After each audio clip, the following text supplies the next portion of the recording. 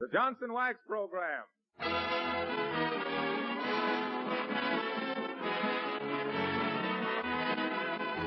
The makers of Johnson's Wax and Johnson's Self-Polishing Glow Coat present Marion and Jim Jordan as Fibber McGee and Molly, with Donald Novis, the Four Notes, and Billy Mills Orchestra. The show opens with The Lady's in Love with You.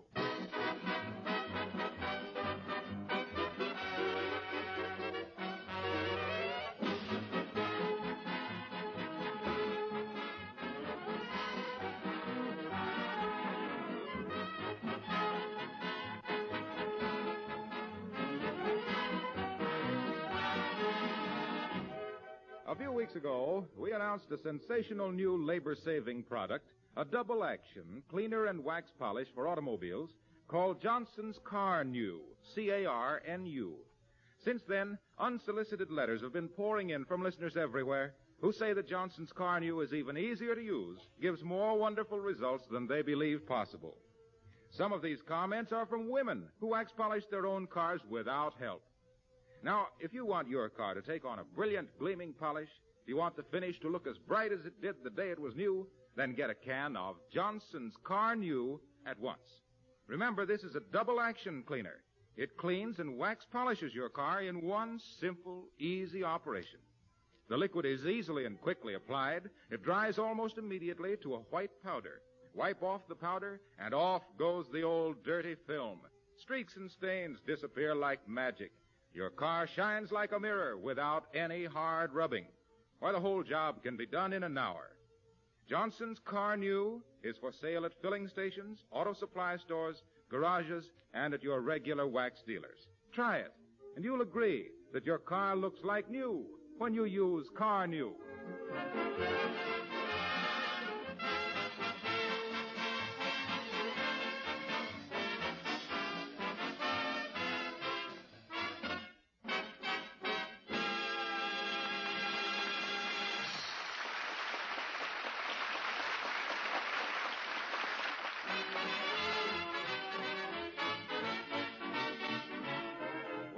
Fibber is determined to find out just what sort of guy he really is. Of course, he could ask people, but Fibber was never one to stick his neck out unnecessarily. So here in the living room at 79 Wistful Vista, typing a letter to the famous handwriting analyst, Professor John Hancock, we find Fibber McGee and Molly.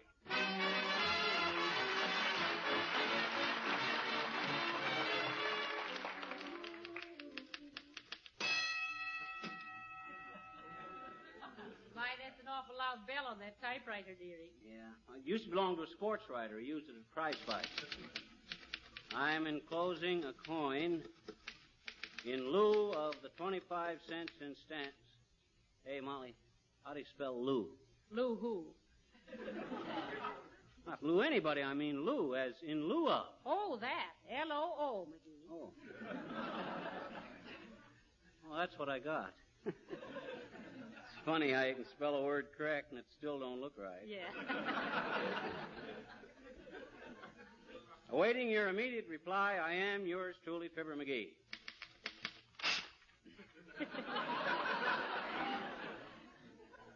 Now, let's see. I'll have to enclose a sample of my handwriting. Come in. Fibber McGee? You betcha, Bud. Do you need a gag writer? No, we don't. Oh, no?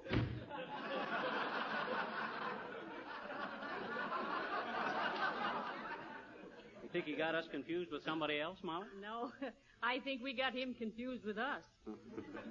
What do you expect this handwriting expert to tell you, dearie? Well, I'll bet he tells me that I'm the creative type, Molly. A dreamer. Oh, how wonderful. Being a dreamer and still able to do things. Do you think so? Yes, anyone who can dream and snore at the same time. Gee, I wonder if that's an answer from the handwriting expert. Why, you haven't mailed your application yet. Oh, that's right. Come in. Ah, there, Dropstick. Oh, hi, Boomer. Good day to you, my dear. Just dropped in with a little proposition. Splendid investment. I plan to open a small casino on the outskirts of town, where an adventuresome citizen may do his best to repeal the laws of chance. Oh, a gambling place. We wouldn't be interested, Mr. Boomer. It's again the law. What a coincidence. So am I. I have the floor plans right here. Plan to call it the safety pin. Safety pin? Oh, I get it. Every time it opens, somebody gets stuck. Don't you get it, Boomer? I says every time. Sorry, we don't pay off on 00. Now, where I put those floor plans? Floor plans. Here's a heavy rubber band. Found it in an overcoat in a restaurant. Round roll of bills. Little dandy glass cutter, very therapeutic for jewelry store windows. Minor operation and the pain is gone. Pair of white gloves, ducky, aren't they? Made by the Snow White Glove Company. Guaranteed not to leave your prints. Well, imagine that. No floor plan. Wait till the wheels stop spinning, my dear. Now where I put those floor plans? Here's a gold-plated shoehorn, very useful. Never know when some heel is going to get in a tight spot. What's this? An invitation to an art exhibit. Must drop in and see the new sculpture. Always like to know what the other chiselers are doing. Elk's tooth needs brushing. Maybe Bob Hope would give it a guest appearance. Greetings, chum. Let's earium. Small revolver. Dangerous little weapon. An old friend of mine was shot with this 6 times. My mistake, 5 times. Well, imagine that. No floor plans. Wonder what could have happened to them. Probably the same thing as the egg the little red hen dropped in the mud, Boomer. Not lost, just mislaid. Not a bad yolk if you could clean it up. Good day, Timber Skull.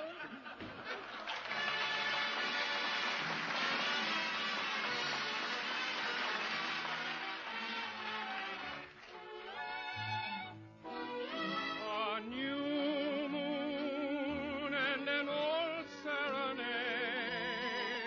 I just stood there and looked at you as the violins played. A new thrill, we were both so afraid, but the moon and the melody seemed to come to our aid. Heaven gleamed in a rose-colored light, and the music seemed to be saying, I'm yours tonight. Your heart called, and I gladly obeyed, 'neath the spell of a new moon and an old serenade.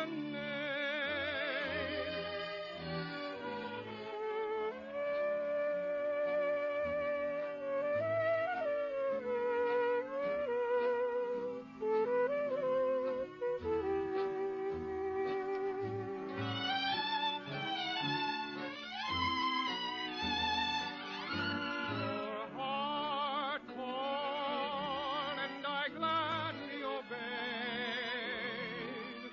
'neath the spell of a new and an old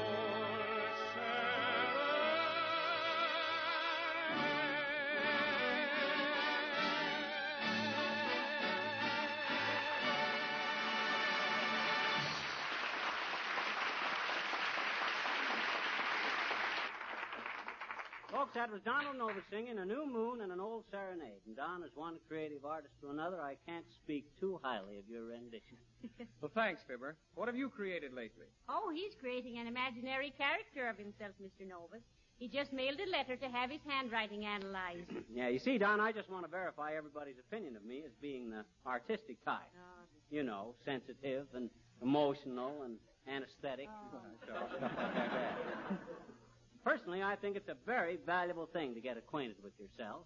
Well, yes. Mm-hmm. But you meet an awfully lot of strange people that way. See you later, folks. There's too many comedians on this show. Name one.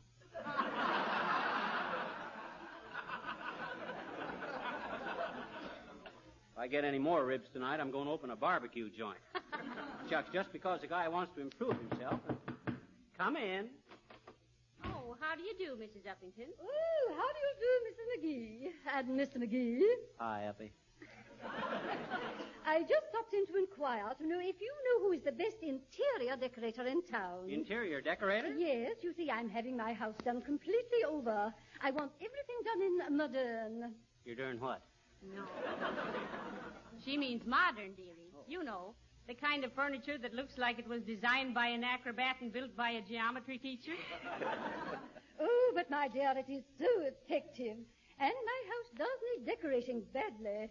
Now, let me see. It hasn't been done completely over since, oh, dear, now, let me see. I think it was 4 years ago. No, 5. 5 years ago on my birthday. Oh. I had just turned 32. 32. Careful there, Uppy. You took that turn awful fast. She's well banked. Well, very amusing, I'm sure. I'll tell you what, Uppy. I don't know where you could get any better advice on interior decoration than I could give you. Oh, really? Did you ever do any decorating, Mr. McGee? Did I? Remember that new ritzy residential suburb that was built a couple of years ago? Snob Hollow? Oh, yes. Well, McGee designed every mustache on every billboard in the whole suburb. I never know such a thing, Molly. I done the beards. More Toops done the mustaches. He was taller than I was. But frankly, Mrs. Uppington, I've always been interested in artistic things. Now, I think for your living room... You mean my drawing room? Yes, for your front parlor, I'd do the upholstery in shirred mulberry cransafrance with the wide edging of penny point krasnovitz. Don't you think so, Molly? Well, yes, if you're sure they'd go with the pastel Botnipkins. Well, good heavens. Really, I must be dreadfully behind the times.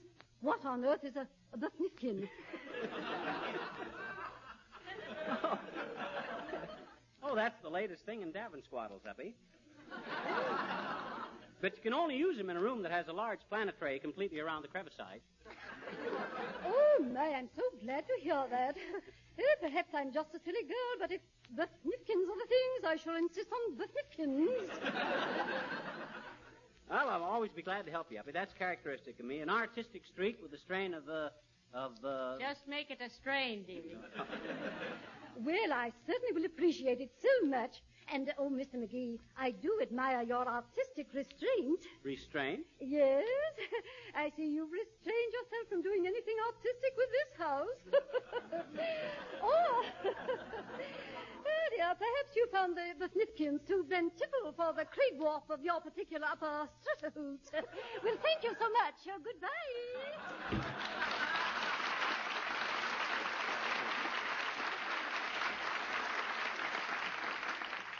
I bet she didn't know what she was talking about. I didn't either. Me too. Same here. Oh, hi, Harlow. Glad you came in. I just wrote for an analysis of my handwriting. I want to see what it indicates besides initiative, imagination, and dramatic ability. Well, there's nothing like dramatic ability. The play's the thing. The show must go on. Yes, it sure must. What do you know about it, Harlow? You're the practical type. Full of hard facts, brass tacks, and Johnson's wax. Well, I've got imagination, too. Look, here's a little dramatic playlet I dashed off. Let's run through it and see how it sounds. Oh, sure. Look, here's a part for you, Fibber. Here's your part, Molly. I've got mine here. It's a one-act play laid in ancient Egypt. And something tells me you should have left it lay. Now, look. Molly, you play the part of Cleopatra. I'm Mark Antony. And Fibber, you're King Tut. On stage, everybody. Curtain. Music, maestro, please.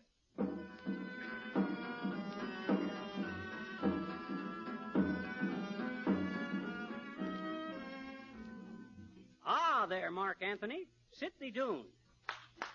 Slave, bring Mark Antony a hunk of ambrosia and a slug of nectar. Thanks, Tut. Well, nice pyramid you've got here. Oh, not bad. Still working on it, Si. As a matter of fact, if you come back years later, you'll still find me all wrapped up in it.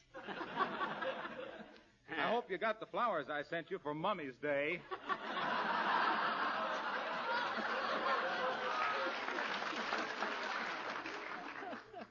Shall we go on? Come in, Cleopatra. Here's your Roman Romeo. Hi, Cleo. Hi, Bud. Say, Cleo, I saw you in your last picture, The Dance of the Seven Veils. And if you'll take my advice, you'll demand a recount. Easy, Mark. I mean, none of your lip, Mr. Anthony. Well, come on, honey. Put your scarabs on and let's take a chariot ride. I know a swell joint to eat in. It's called Nebuchadnezzar's Nook on the Nile. Oh, And, baby, you ought to taste their barbecued camel. Oh, no, you don't. The last time one of you Romans took me for some barbecued camel, I had to walk back a mile. Besides, I refuse to ride in that awful old dusty chariot of yours. Uh-oh, boy loses girl. Wax gets plugged. Ah, Cleo, you should see my chariot now. A wise man, the son of John, brought me some precious ointment out of the West. It is called John's Son's Car New. Yes, I read about it in this morning's Parchment. Ah, Cleo, 'tis wonderful stuff. Both cleans and wax polishes in one simple operation. You just apply it to the clean surface of your chariot, let it dry, and wipe it off. And there's your chariot, with a beautiful wax polish, gleaming and sparkling like the morning sun on the Red Sea. Oh, that's wonderful, Mark. It's very dusty on the Red Sea at this time of year. Well, leave it to Carnew to protect your chariot against the sun, and the sand, and the rain. Better get some yourself, Tut. I'll do that, Bud. But it's going to throw a lot of slaves out of work. Well, run along, kids, and have a good time. Okay, Pop. Come on, Cleo. I have to be back in Rome tomorrow. We're building a dam across the Tiber River. What's that for, Mark? To hold that Tiber. Hold that Tiber. Hold that Tiber. Hold that Tiber.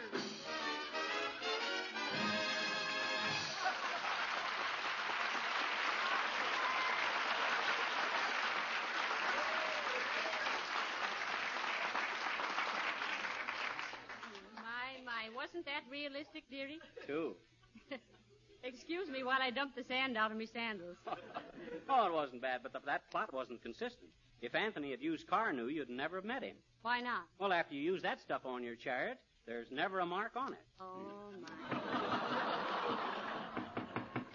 Crawl in. Oh, no, excuse me. I thought we were still in the pyramid. Hello there, Johnny. Here's a letter for you. Well, thank you, old-timer. Are you a mailman now? Hey! She said, are you a mail carrier now? I think it's a good job for you, old-timer. With your pigeon toes, you'd make a good carrier.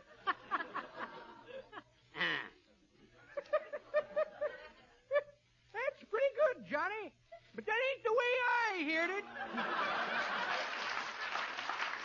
The way I heard it, a moonshiner says to a revenue officer, says, did you get the message I sent you about that still up on the ridge? Yep, says revenuer, but I tore it up. I thought it was just another MASH note.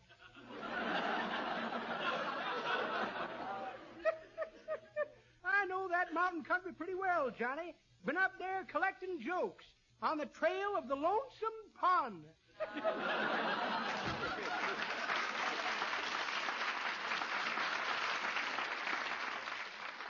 Who's the letter from, McGee? Let me see. Oh, say, can you beat this? It's an answer from Professor Hancock, the handwriting expert. What, already? Why, Yeah. you only mailed your letter 15 minutes ago. That's wonderful service. It is, ain't it? Mr. Farley must be running for president, too. Listen to this, Molly. It says, Dear client, as the foremost exponent of graphology... hey, Molly, what's graphology? Why, that's easy, dearie. Ology means the study of, and graph means Zeppelin. Uh-huh. He's got you analyzed as a big gas bag.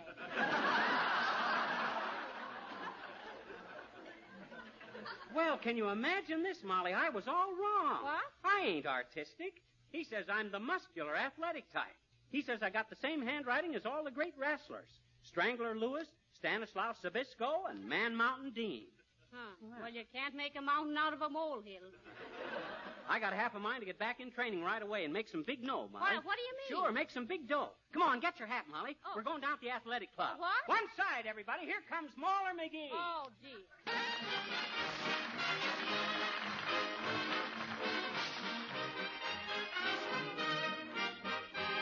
I wandered today to the hill, Maggie, to watch the scene below. The creek and the creaking old mill, Maggie, as we used to long, long ago.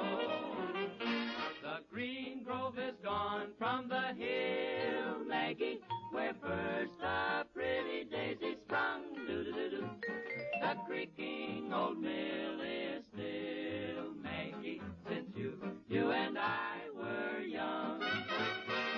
And now we are aged and gray, Maggie, and the trials of life are nearly done.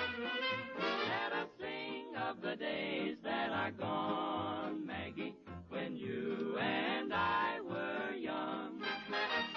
Oh, Maggie, my own. Oh, Maggie, my own. Although they say we are feeble with age, Maggie, and our steps aren't as sprightly as them. Dari, dari, our faces are a well-written page. Whoa, Maggie, but time alone was the best. They say we are aged and gray, hey, hey, hey, Maggie, as gray by the white breakers flung. Be to me, you're as fair as you were, Maggie, when you and I were young. Maggie, my queen, Maggie, my dream, Maggie, you're the same today.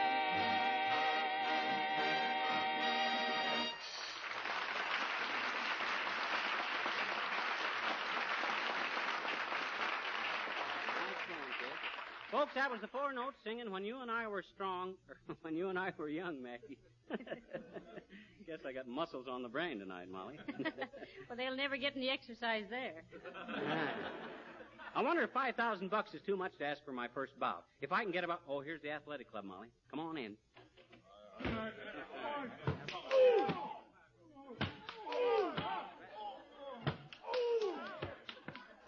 Heavenly days, what a place. How can these wrestlers train in all this cigar smoke, McGee? That's part of the training, Molly. It'd be silly to train in fresh air and then wrestle in a lot of cigar smoke. Is there something you folks wanted? I'm the manager of the joint. Just a professional visit, Bud. I'm a wrestler myself. Ever hear of Mauler McGee, the mad mastodon of the mat? Oh, yes. You used to be the heavyweight wrestling champion. No, I never was, Bud. Well, for goodness sake. Hey, Joikey, come here a minute. Here's a wrestler who was never the heavyweight champion. Meet up with Mauler McGee and his mom. Well, how do you do, I'm sure? Hi, Jerky. Well, I'm very pleased to make your acquaintance. Hello, folks. Oh, are you a wrestler too, Mr. Jerky? Oh, no, he works for Gabby the Grunt. Oh, manager? No, I'm employed in another capacity. I'm not his manager. My job is more in the nation. Say, let's start over, huh? Why, certainly. Now, what do you do for Mr. Gabby the Grunt? I'm his instructor in I'm his groaning instructor. Well, there's more to this business than I thought. Have they got somebody else to teach them to make all them faces? Oh, there's nothing artificial. I mean, if you're born with a physiognomy. What I mean to say, wrestlers don't make faces like that. It's faces like that make wrestlers. Well, I'm very glad to have made your acquaintance. I'm glad to have made your acquaintance. Oh, I tried that before, didn't I? So long.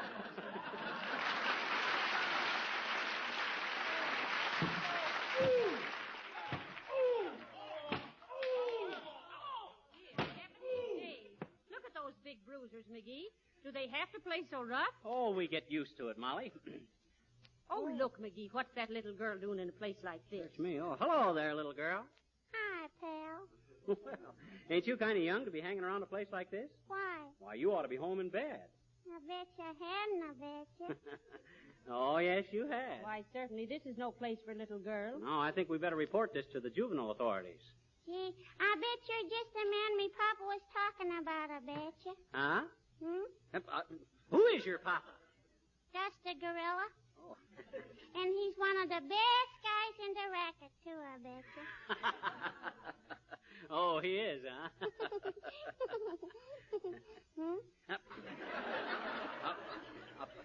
I says, what do you mean when your papa was talking about me? He don't know me from Adam Soft, what you call it? Gee, maybe he didn't mean you. You're kind of bald. Huh? What you mean, sis? Well, me papa told me if anybody made any wisecracks to me, he'd pin to so-and-so's ears back. But your hair's too short, mister. Now, goodbye now. I got gotta go see if Bull-Faced Benny is through with me skipping rope.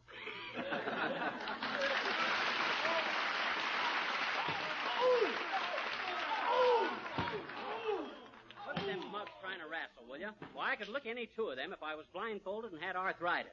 Say, is you's been in the wrestling game long, buddy? Oh, several minutes. Who, me, Bud? Shucks, I've been a wrestler ever since I was born. Used to take my nursemaid 22 minutes to pin my shoulders down to my crib. You don't say. Yep, I was booked for matches all over the country. Why, when I opened up, the heat was on. Book Match McGee, I was known as in them days. Oh, dear. Book Match McGee, the brawniest, brainiest brawler that ever battled a batch of beetle-browed bozos to a badly battered bunch of bruised bones, blurbed as the biggest box office bonanza of the biff-bam business, booed by billions of brainless bums for my brutal bombardment of bull-headed boobs, and ballyhooed as the best bicep bulger from Boston, where I beat the best, to the boulevards of Budapest.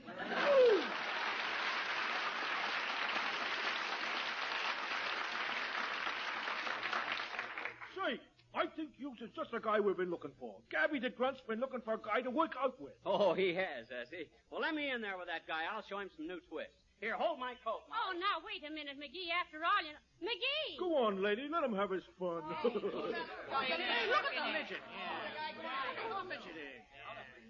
Look at poor little McGee in the ring with that big bruiser. Looks like a ventriloquist act. Well, I don't know. Not with two dummies. Hey, look at him go, lady. McGee, be careful. Get down off of that man's hand. You better stand aside, lady. He's going to throw him this way.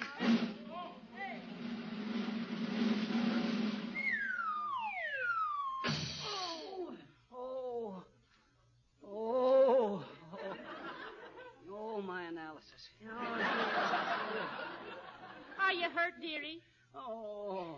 Gee, that's too bad, pal. Here comes Gabby the Grunt to apologize, though. Oh, hi, Gabby. Boy, are you strong. You must have been wrestling a long time. No, it's just a hobby. I have to keep in trim after sitting at a desk all day long. At a desk? Ain't you a professional wrestler? No. Confidentially, I'm Professor John Hancock, the handwriting expert. Oh, sure.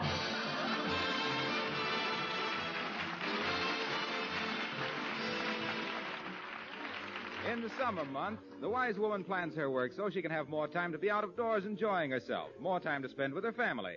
Do you know that there's an easy way to keep your floors sparkling and clean without scrubbing? Just let Johnson's self-polishing Glow Coat shine your floors for you. Glow Coat quickly gives a sleek, glossy polish that defies dirt. Wouldn't you rather rest or read or go to a movie than to spend your time scrubbing floors? Why, of course you would. Tomorrow, then, buy a can of Johnson's Glow Coat. Spread this remarkable liquid lightly over the clean floor with a soft cloth or the long-handled Glow Coat applier. Then take it easy for 20 minutes while Glow Coat dries to a gleaming polish that protects the floor from children's scuffing shoes, from dirt and stains. Ask for Glow Coat, Glocoat. Johnson's self-polishing Glow Coat, the easy-to-use polish that makes floors and linoleum shine like new without rubbing or buffing.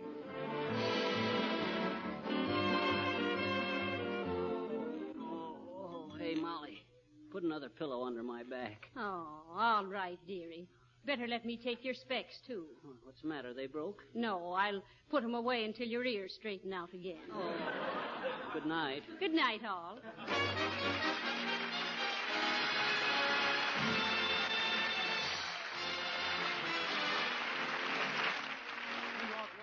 You'll be sure to see the 15 beautiful model homes in the town of tomorrow. On all the floors and woodwork of these homes, Johnson's wax polishes are used exclusively. This is Harlow Wilcox inviting you all to join us again next Tuesday night. Good night. The selection, The Ladies in Love with You, heard on this program is from the production Some Like It Hot. This is the National Broadcasting Company.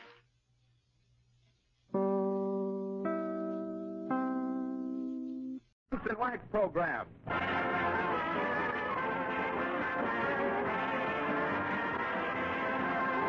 The makers of Johnson's Wax and Johnson's Self-Polishing Glow Coat present Marion and Jim Jordan as Fibber McGee and Molly with Donald Novis, the Four Notes, and Billy Mills Orchestra. The show opens with Of Thee I Think.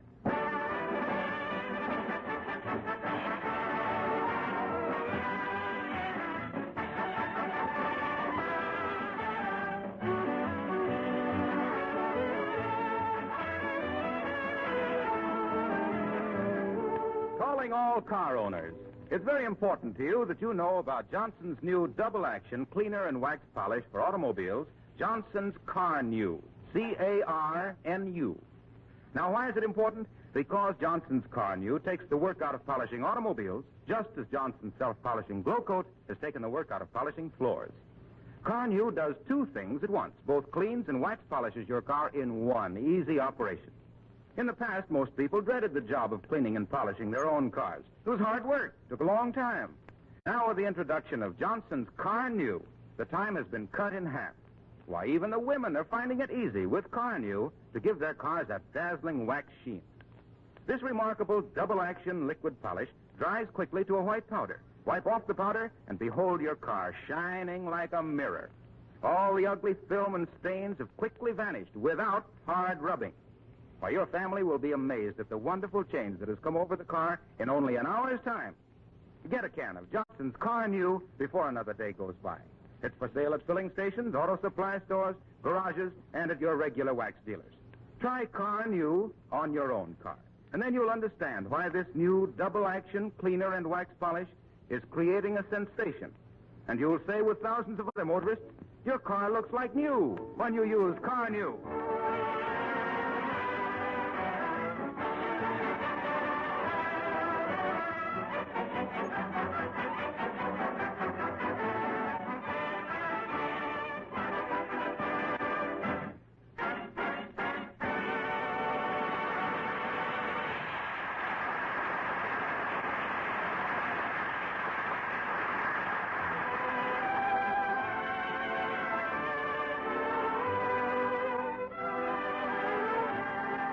Are you in trouble?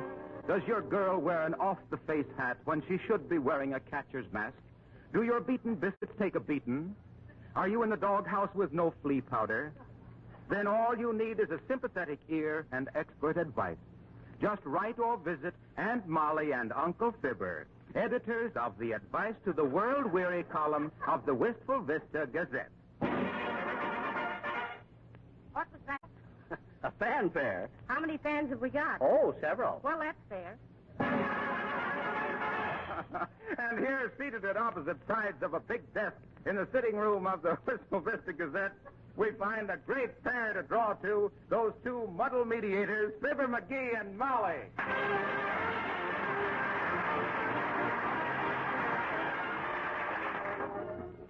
McGee, what do we know about Advice to the World-Weary? Oh, don't worry. What are we sitting in the sitting room for? All we got to do is sit here and look wise. You ever notice the expression on a stuffed owl? Yes, but it didn't mean a thing. What you mean? It wasn't smart enough to keep from getting stuffed. Well, shucks, I always says. Advice to the World-Weary, Aunt Molly speaking. What was your trouble, sir? Oh, I see. No, I wouldn't actually forbid her to get her face lifted. Just tell her about the lady who was so full of paraffin that when her wandering boy didn't come home, she got lit and sat on the windowsill. Don't mention it. Goodbye. Got lit and sat on the windowsill. Was that an actual case, Molly? Well, who cares? As the three-cornered pants said to the kid, don't pin me down. That's an interesting point right there, Molly.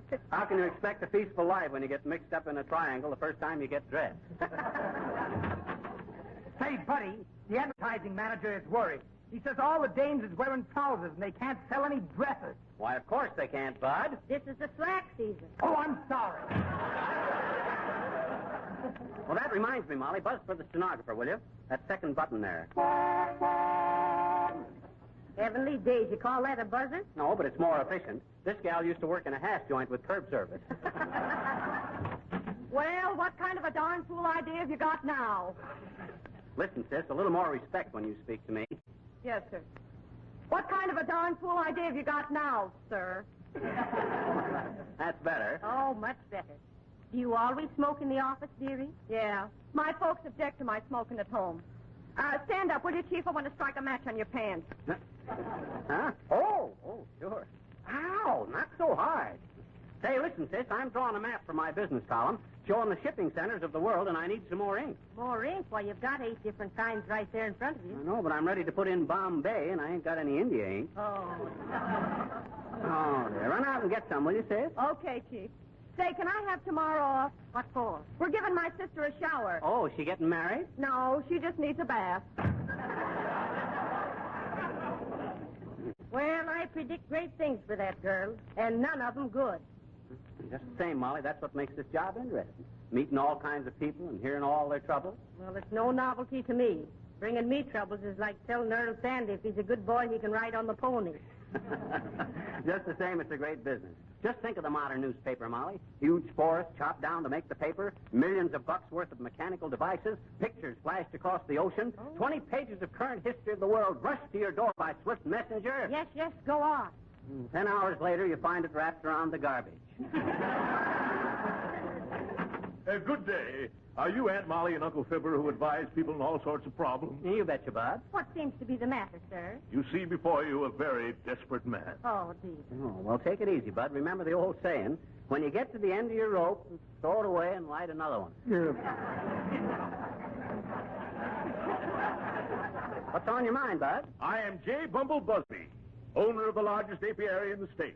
Well, imagine that, an apiary. Well, that's very interesting, Bud. I used to raise apes myself. Very affectionate animals, too. Treated me just like one of the family. Well, I mind the time. That's very good. Treat him like one, or is it? But you don't understand. An apiary is where we raise bees. Oh. I think one of them came in with me. Surely you've heard of Busby's honey, a wonderful product. But during the last 6 weeks, my sales have fallen off 83.5%. And why? I don't know. Because something has happened to the flavor. Somehow it's lost that old Busby tag. Afraid we can't give you much advice, Busby, till we try a sample of your honey. Better bring us a couple of combs. Something we can get our teeth into. I have a sample right here. Take a taste of my sample. But I warn you, it's a little revolting. Here, I'll try it, sir. Well, how's the Molly taste, honey? Or how's the honey taste, Molly? Oh, terrible. But somehow it's familiar. It tastes a little something like the back of a Christmas seal. Yes, I'd say a Christmas seal of about 1913. That's quite a problem. Sounds like sabotage to me. I'll tell you what you better do, Busby. Better bring in one of your bees for an interview. One of your old and trusted employees. Very well. Now, let me see. I'd better bring in number 1378. That'd be old Joe Hummer in the receiving room. I'll tell the other workers I gave Joe the day off to go to the movies. Oh, do they like movies? Oh, yes. Bee pictures. Thank you. I'll be back very shortly. Say, do you suppose he's worked his bees too hard, dearie? Maybe the honey's a little stray. So is that, if you don't mind my saying so. But I got a hunch, Molly. Well, heavenly days, Mrs. Wearybottom. Oh, hi, Weary. Haven't seen you in a long, long time. Oh, hello, folks. I heard you were running a column giving people advice, so I thought I'd come in and lay my troubles in your lap as long as you're kind of baggy at the knees anyway. What are you supposed to wear to form a wedding? Well, as Aunt Molly always says in her column, Weary, for a proper wedding, you got to have something old, something new, something borrowed, and something blue.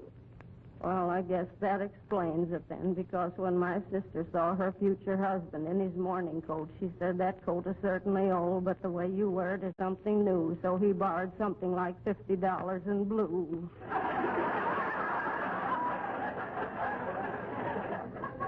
Say, do you mind if I step out on the fire escape for a breath of air? Oh, I wouldn't do that if I was you, Weary. You see...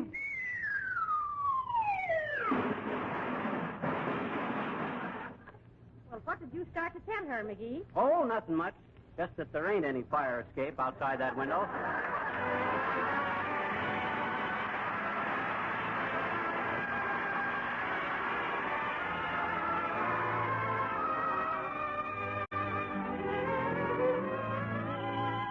I never knew heaven could speak, but now I do. I learned it through a conversation with you.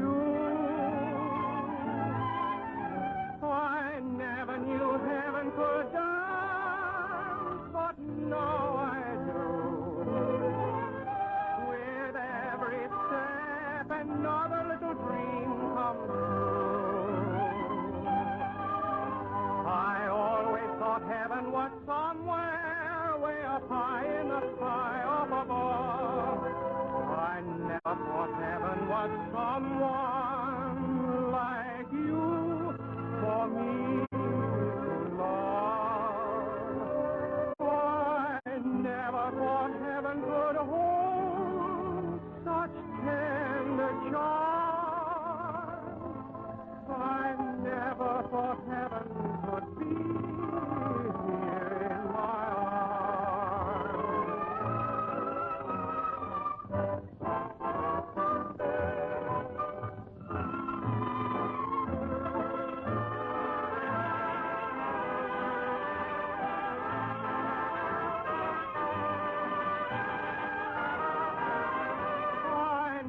thought heaven could hold such tender peace here in my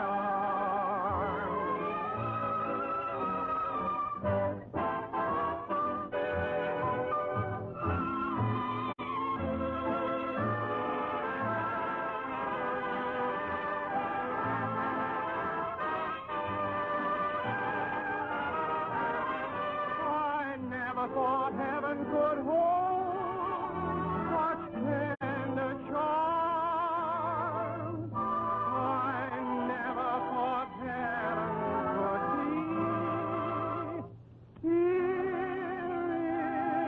in my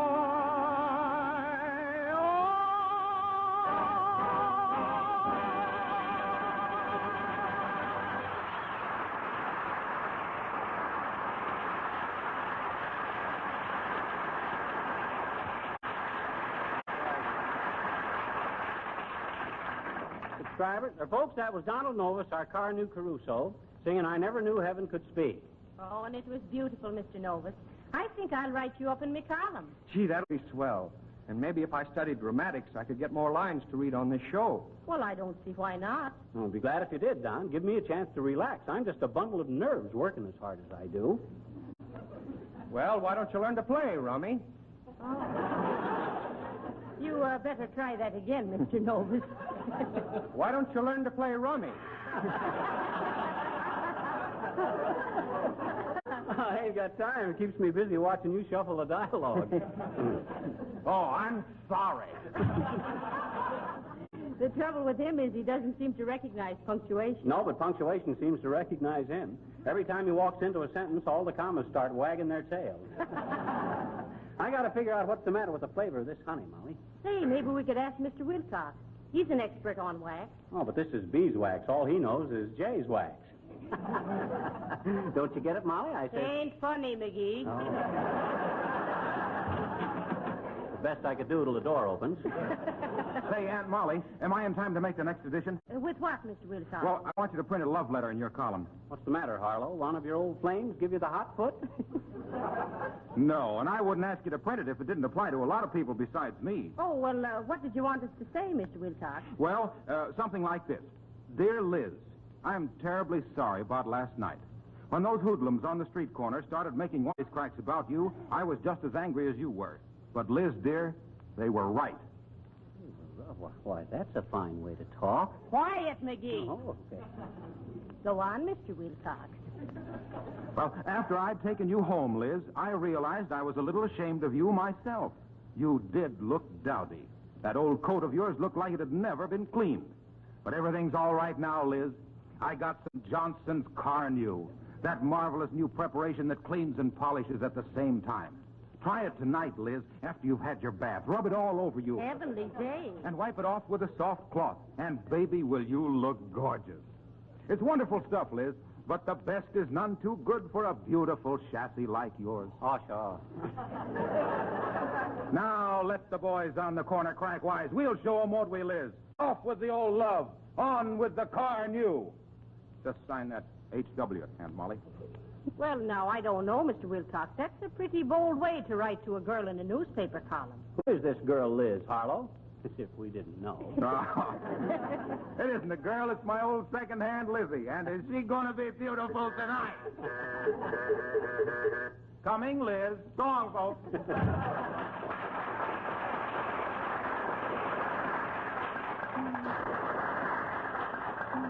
Well, I hope Lizzie likes the beauty treatment. Oh, she will. Lizzie's or limousines, they're all sisters under the tin. May I speak to Aunt Molly?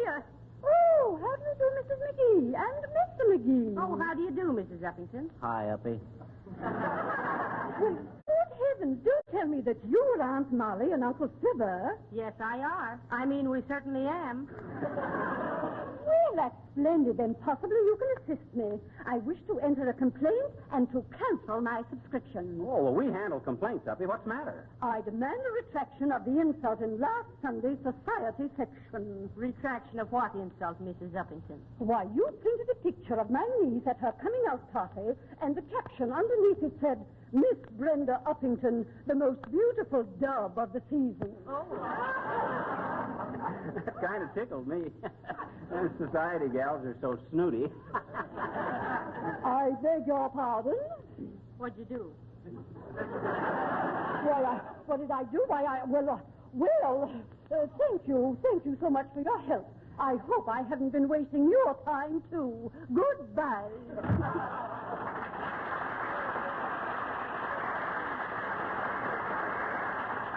I wonder what she meant by that wasting our time, too. I wouldn't know. Oh, look, McGee, here's an interesting letter. It's from an explorer. An explorer? What's he say? He's just discovered an island without a World's Fair on it. Hello there, Johnny. Hello, daughter. Got an item for the paper. Who's in charge of the cute cracks from Cunning Kitty's column? My little boy got off a nifty this morning. Well, how old is your little boy, Mr. Oldtimer? She says, how old is your little boy? He'll be 62 in January. Come in, Rance. Rance, I want you to meet some friends of mine. Folks, my little boy, Rance. How do you do, I'm sure. Hi, Rancid. My name is Ransom. Did you find out where the cute kitty's editor was, Papa? Hey! It's the fourth door down the hall. You'll know him by his sourpuss expression and a loaded shotgun. Run along and see him, Rance. I'll be there in a minute. All right, Papa. Fine-looking boy, Mr. Oldtimer, and only 62. Has he got his permanent teeth yet? Nope. Get some tomorrow. Ransom's a good boy.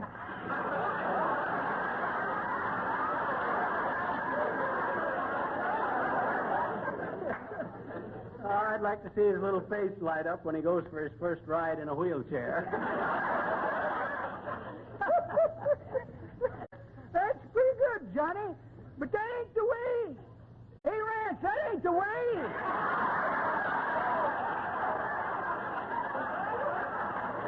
Rance, he said down the hall. Excuse me, folks, the kid's kind of fussed.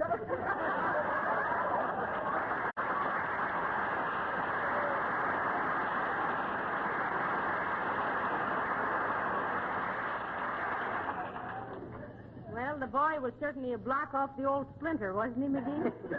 Yeah, I guess he sort of... Oh, it's Mr. Busby, the beekeeper. Oh, hi, Busby. Come in. Did you bring one of your bees in for an interview? Yes, I did. I got him in this little matchbox here. Come on out, Joe. My, an intelligent-looking little fella, isn't he? Hi, Joe. You mind answering a few questions? That's the spirit. I'm trying to help your boss figure out why the honey you fellas make don't taste good. You got any ideas on the subject? Any labor troubles in the hive? Or are you fellas just getting lazy? Oh, well. Hold it there now. Watch your language there, me boy. Or me bee. You know, we're on the air. Well, your employees seem to have the right spirit, Busby. I'll work this out from another angle. Drop in again a little later, Busby. Very well. And, Mr. Hummer, next time you come to town, give us a buzz. Good day, folks. I'm depending on you. An intelligent little insect, wasn't he, Molly? Yes, and so was the bee. Hello, Uncle Fibber speaking. Who? Oh, the composing room. Oh, that's swell. Yeah, set it up an open face. And put a 4-column head on it. Okay, Billy. What does that mean? That was Billy Mills. He just composed a swell arrangement of Mississippi Mud for the 4 notes. Attention, Mr. and Mrs. America. Let's go to press. We'll be back soon enough with some stuff.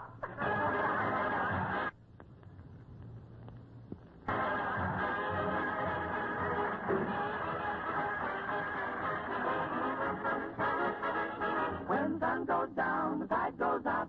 Doctors gather round and they all begin to shout. Hey, hey, I'm so tired. It's street, beach, feet on the Mississippi mud. It's street, beach, feet on the Mississippi mud. What a dance do they do?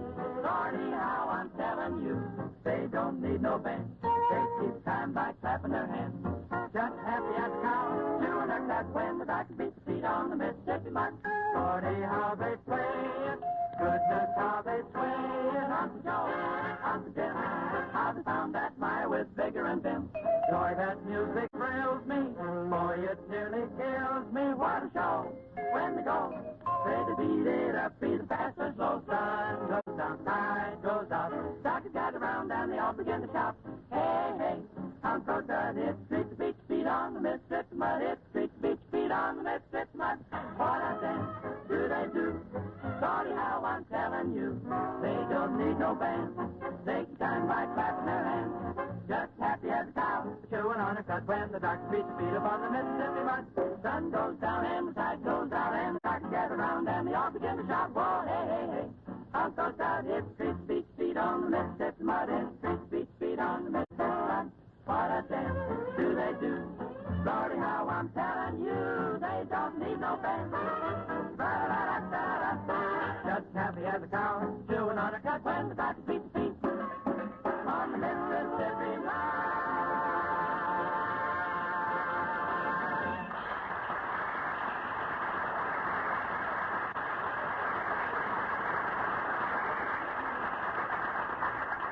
Folks, that was the 4 notes singing Mississippi Mud, and you can wipe your feet on the welcome mat after that one, kid.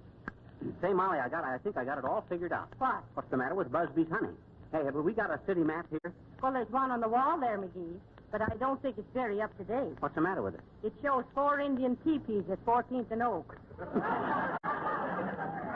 No, it don't matter anyway. I can find out what I want to know in the classified directory. But what is it, McGee? My goodness, the man will be ruined if he doesn't find out soon. Well, as the racehorse said when he come home after dark, there may be somebody ahead of me, but I think I'm on the right track.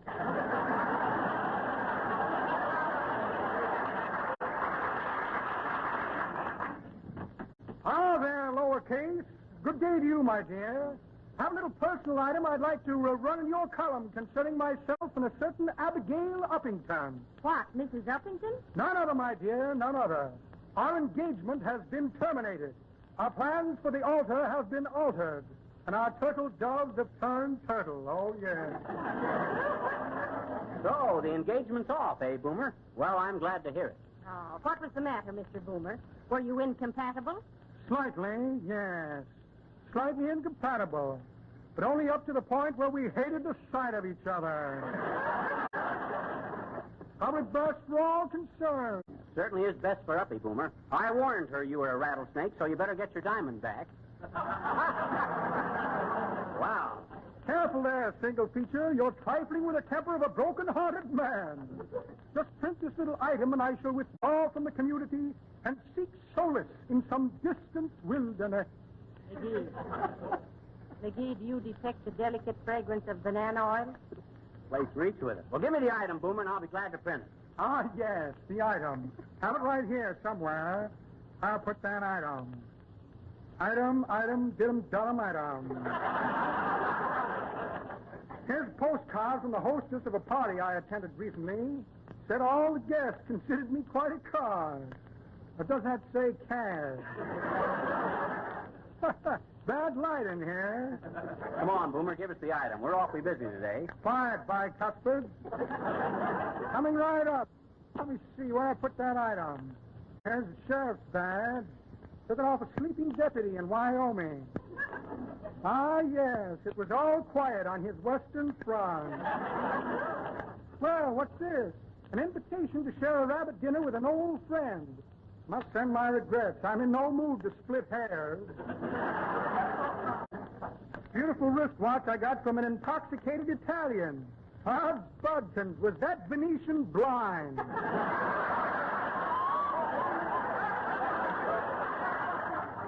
Yes, indeed. Memorandum of a poker game with some hand-picked suckers. Fish and chips. Solid silver ashtray. Don't touch it, it's hot. A check for short beer. Well, imagine that. No items. Oh, dear. Wonder what I could have done with it. I must have dropped it while I was having my picture taken. Better rush back to the police station, to the photographers, to see if I can find it. Good day, second drawer.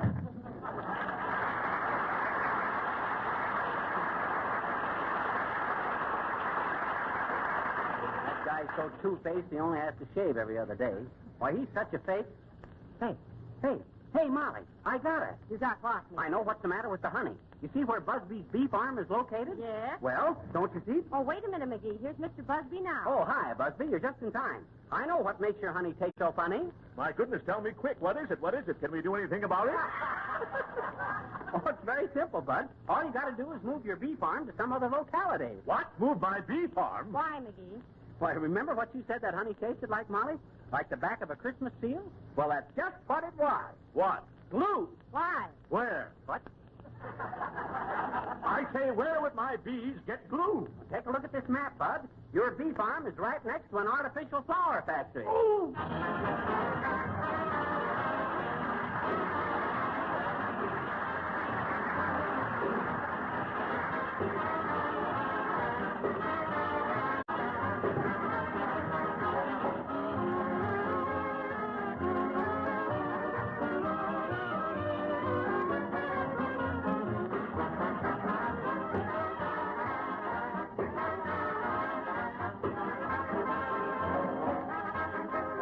Fibber and Molly will be back in just a moment. And now, may I say this?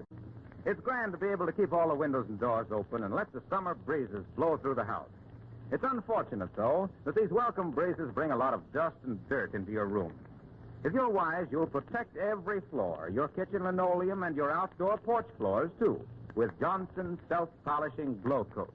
Dirt simply cannot cling to the bright Glow Coat polish.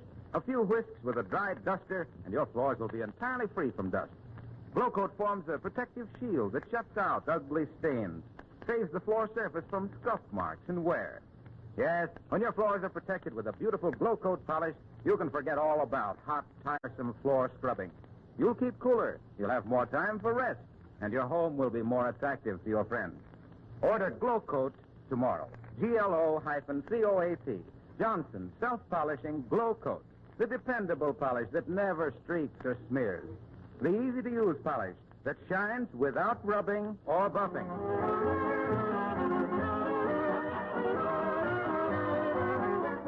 Now, folks, next week we're going to present... What's the matter, Molly? Oh, Mickey, I'm so glad this newspaper show is over. Oh. Was it that bad? No. It brought back memories. When I was a girl, I worked on the Peoria transcript. Oh, why, Molly, you never told me that. What kind of work did you do?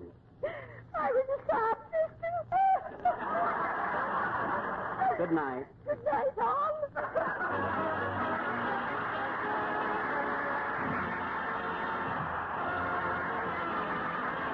This is Harlow Wilcox, speaking for the makers of Johnson's Wax and Johnson's Self-Polishing Glow Coat at Racine, Wisconsin, inviting you to be with us again next Tuesday night. Good night. The Johnson Wax Program.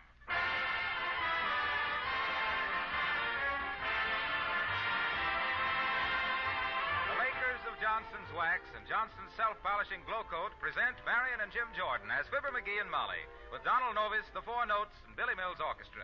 The show opens with Don't Ever Leave Me.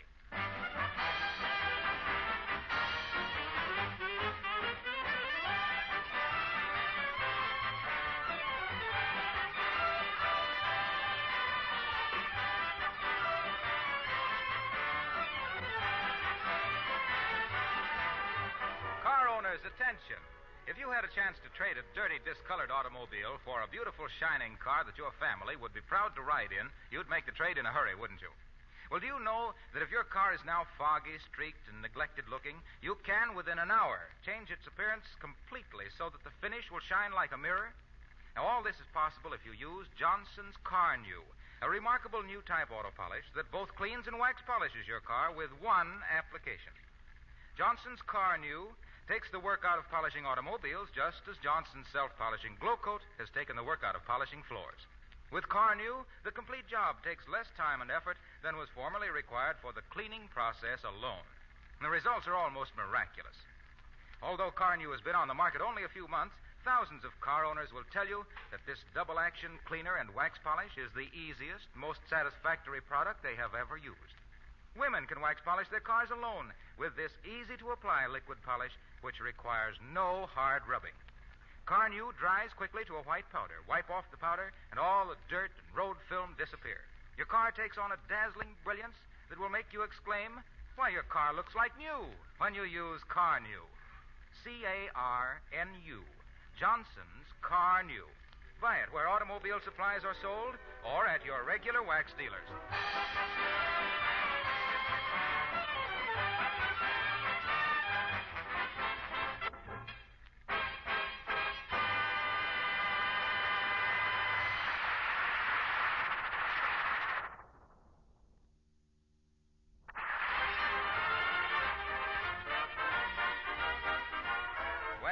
Papers are full of track meets, Olympic candidates, and other sporting news.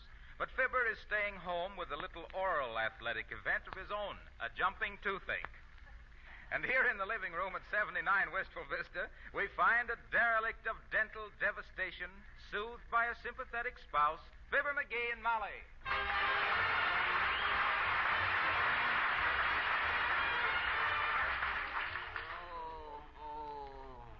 You poor dear. Oh, is my face any more swole, Molly? It certainly is on one side. You look like a composite photograph of Laurel and Hardy. Believe me, if I'm hardy enough to last through the day with this toothache, I can rest on my laurels.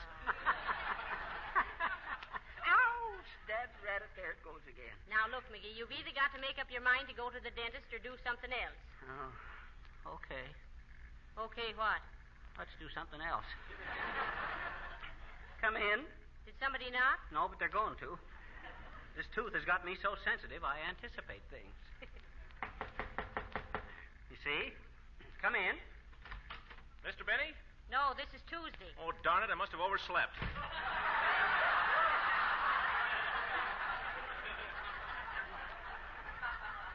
Overslept. How does my face look now, Molly? Well, to be sympathetic, not so bad. But to be frank, it's terrible. Oh. Listen, McGee, remember how people used to put a string around a loose tooth and tie it to the doorknob? Oh, yeah, but hey, you ain't going to do that to me, are you? Well, it seems to be a choice between the doorknob or the dentist. Okay, I'll take the doorknob. The dentist is definite, but the string might slip. Go ahead, there's some string in that drawer. Heavenly days, look at this drawer. Looks like a tornado in a 10-cent store. Fishing tackle, pipe cleaners, dominoes, bicycle clips. Is that where them bicycle clips are? I've been looking for them since 1912. Ow! Now, be brave, dearie. It won't be long now. Here's the string. Now, open your mouth wide. I want a room to tie a nice bow knot. A bow knot on my tooth? Yes. I want it to look neat if anybody should come in. Oh. There, now. You sit in that chair and make yourself comfortable while I tie the other end to the doorknob. There, now. Oh, don't come in. Don't come in. There's nobody home. For goodness sakes, McGee, you can't put it off forever. You ought to be glad there was no suspense. Now, brace yourself, dearie. Okay. Come in. Oh.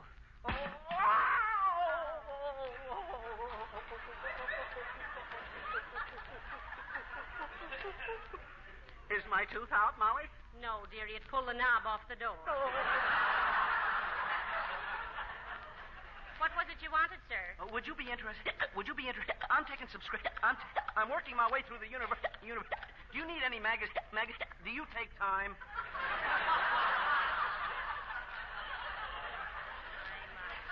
Time for what? Oh, I'm referring to the public. You see, we're having a sales competition.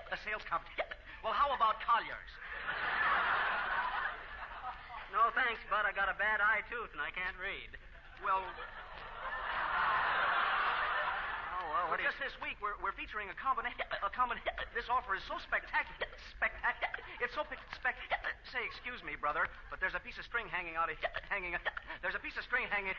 Hey, lady, you got him hooked. Why don't you pull him in?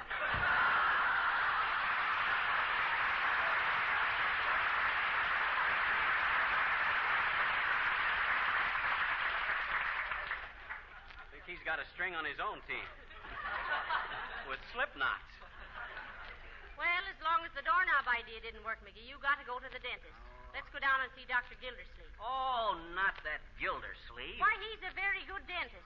We used to go to school with him, remember? Yeah. I think you don't like him because you used to have a crush on me. I've outgrew that, but I never did like that. I wouldn't let him fill a tooth in my pocket comb. I ain't going. You're not? No. What? Shall we walk or take the car? We'll walk. The fresh air will do you good, dearie. Come on now. Oh, okay. Sweep them leaves off this porch.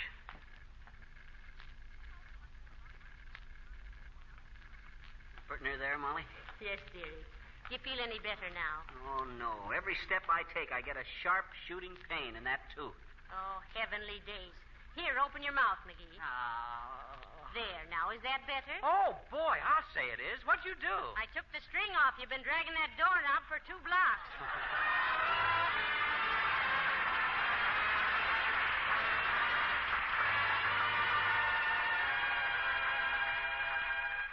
You're as sweet as the red rose in June, dear.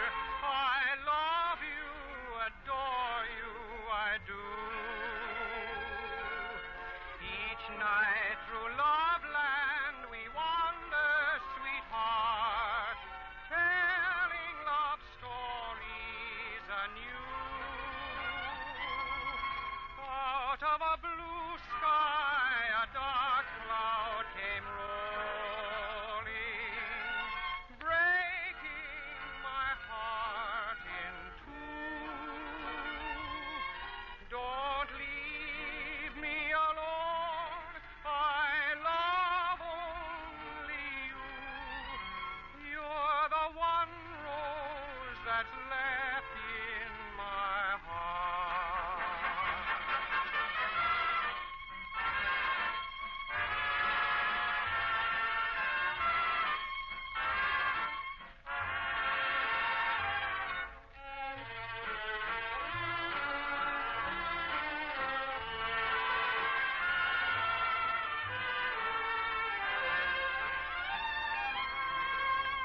Out of a blue sky, a dark cloud came rolling, breaking my heart in two. Don't leave me alone, I love only you. You're the one rose that's left in my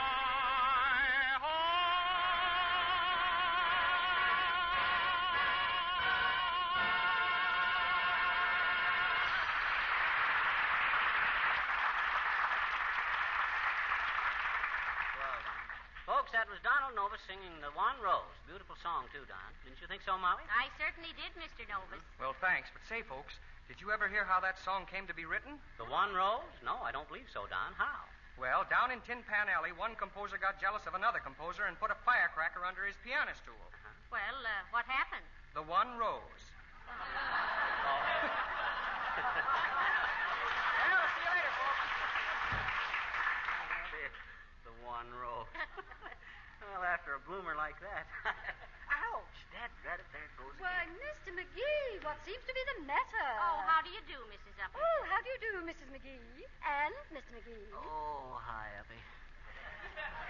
Do you realize that your face is horribly swollen, Mr. McGee? Yes, I think he's noticed it, Mrs. Uppington. Haven't you, dear? Oh, yes. I saw it in a mirror this morning. So I looks at it and I says to it, I says, "Mirror, mirror on the wall, do you think this dad-ratted swelling will be gone before fall?" Oh, my, how ridiculous. Oh, but really, Mr. McGee, you should do something about that face of yours immediately. That's a coincidence, Uppy. The first time I met you, I says the very same... He's got a bad toothache, Mrs. Uppington. We're on our way to the dentist. Oh, I see. But confidentially, I am rather superstitious about mirrors myself. They do tell the truth about yourself. Now, for instance, Mr. McGee, look at this one in my handbag. Huh? Does this one say anything to you? It's kind of cracked, Uppy. Yes, isn't it?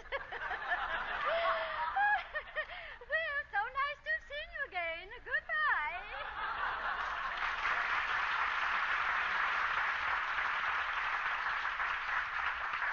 Well, you certainly walked right into that one, dearie. You know, sometimes I wonder if Uppy ain't a little smarter than she looks. And then again, I realize she'd almost have to be. Whoa there, Johnstown. Whoa. Hello there, Johnny. Hello, daughter. Know where I can find a good dentist? There's several right down in the middle of the block, old-timer. I'm on my way to one myself. Much obliged. Johnstown's here got a bad wisdom tooth. Oh, you mean that mule? You taking him to the dentist? Hey? She says you can't take a mule to a dentist's office. The proper place for mules is behind a plow. Or under the bed. Ouch. That's pretty good, Johnny. And that's just about the way I heard it. Only the way I heard it, a feller named McGee says to me, says, you can't take a mule to a dentist. Why not, says I, taking a burr out of his tail. He wouldn't have neglected his teeth if he hadn't have been a jackass. Well, that's an awfully funny-looking mule, Mr. Oldtimer. His left shoulder's a little high. Yep, he's a California mule. Very unusual wither.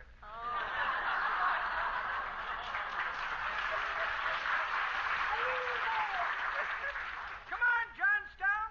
Johnstown's a good mule.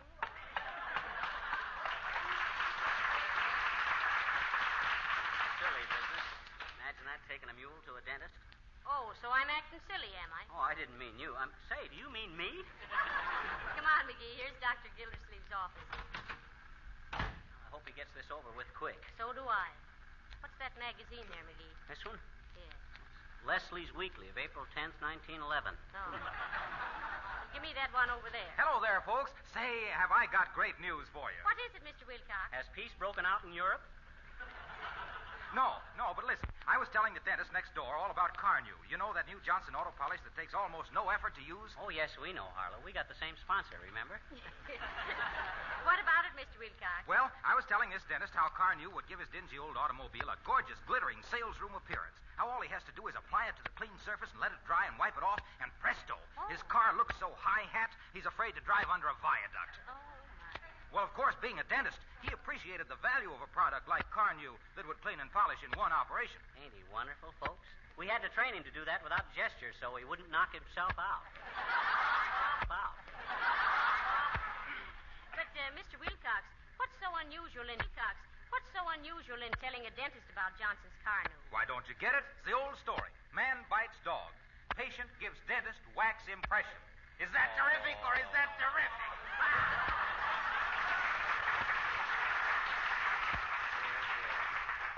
Gives dentist wax impression. What old Harlow needs is a pivot tooth. All his conversation revolves around Johnson's wax. Ouch! There it goes again. Well, I don't imagine we'll have to wait long. No, there's nobody ahead of us. I bet you there is, I bet you. Oh, hi there, little girl. Oh, are you waiting to see the dentist, little girl? Hmm? Are you waiting to see the dentist? No, I've seen one. Oh. He wears a white apron like a butcher. Oh. Please, sis, that ain't a very pleasant picture you're drawing for me. I'm not drawing a picture, I bet you. I'm just sitting here. Oh, you are, huh? Hmm? She's kind of young for dental trouble, ain't she, Molly? Yeah. What seems to be your trouble, sis? I hope you ain't been eating too much candy. Why? Well, it ain't good for you. It's all that rich stuff that ruins your teeth when you're young. Remember that. Well, gee, I bet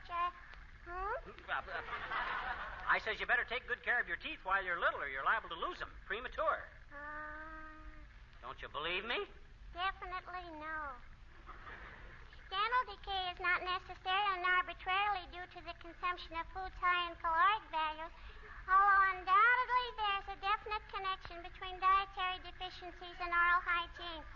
It is my personal belief that hereditary factors are far more important. Or in other words, if you're a guy with bum teeth, so's your old man.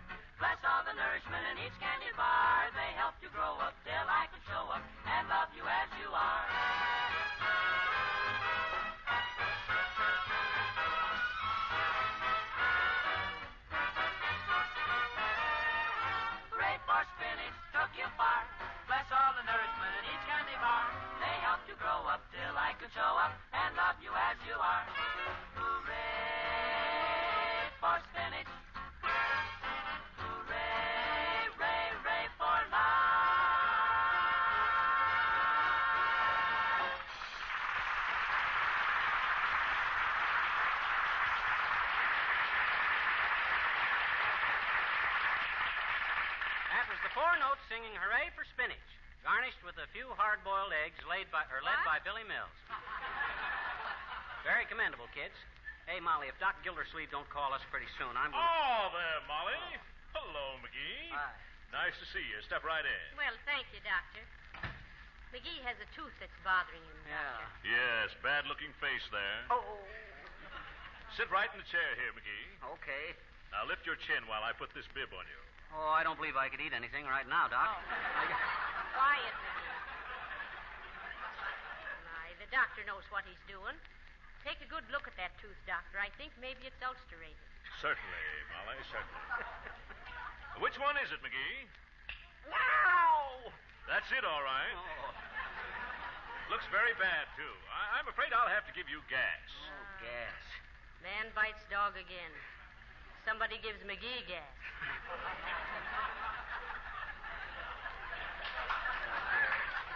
Have I got to take gas, Doc? Ain't you got any other anesthetics? Oh, several, McGee. Cocaine, Novocaine, Monocaine, Coppercaine, Libricaine, and Ambricaine. Well, take your choice, McGee. The cane you ring is the cane you get. Listen, you two, lay off the vaudeville. Go ahead, Doc. Give me Novocaine. Give me sugar cane. Give me gas, but give me. And get that tooth out of there. And don't hurt any more than you have to. Just remember, Doc, remember our boyhood friendship and take it gentle. Ah, yes. The good old days. Public school 14. Yeah. I had quite a crush on you in those days, Molly. Oh, now, Wilbur. I mean, Dr. Gildersleeve. You didn't really. Oh, yes, I did. Don't you remember that big valentine I sent you? Oh. It was 2 feet across, covered with lace and filled with bonbons. Yes. Oh, I was so bashful I was even afraid to sign my name to it. Well, was that from you, Wilbur? McGee said he sent that. Oh. Yes, he would. Well, I guess all's fair in love and war, Molly. Between you and me, it was love. Between Fibber and me, it was war. I remember. And say, will you ever forget the time we Listen, went on folks, I hate to take the dew off your beautiful forget-me-nots, but could you spare a thought for a poor suffering fugitive from a forceps? Excuse me, McGee. I'll get right at it. Okay. Now, just lean back and take it easy. I'll lean back. You take it easy. Now, put this mask over your face and breathe deeply. Oh, is that for the gas, Doctor? Yes, I'll give him nitrous oxide. Although for actors, I usually give mustard gas. It goes well with the ham.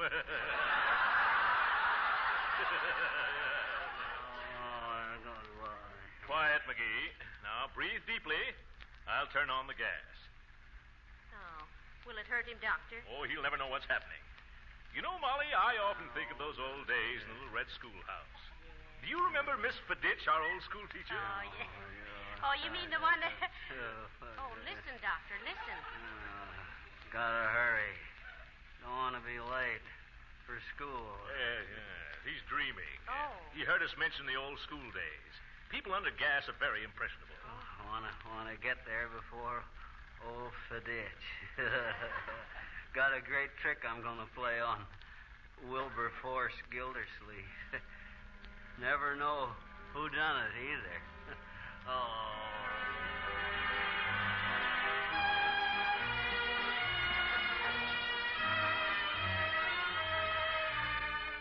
All right, children. School is dismissed. Hey, Molly, can I carry your books? Sure you can, Stinky McGee. But don't let the teacher see you. She'd faint if she saw you with the book in your hand. Oh, boy, some Wilbur Gildersleeve, you come right back here. Oh, me, Miss Faditch?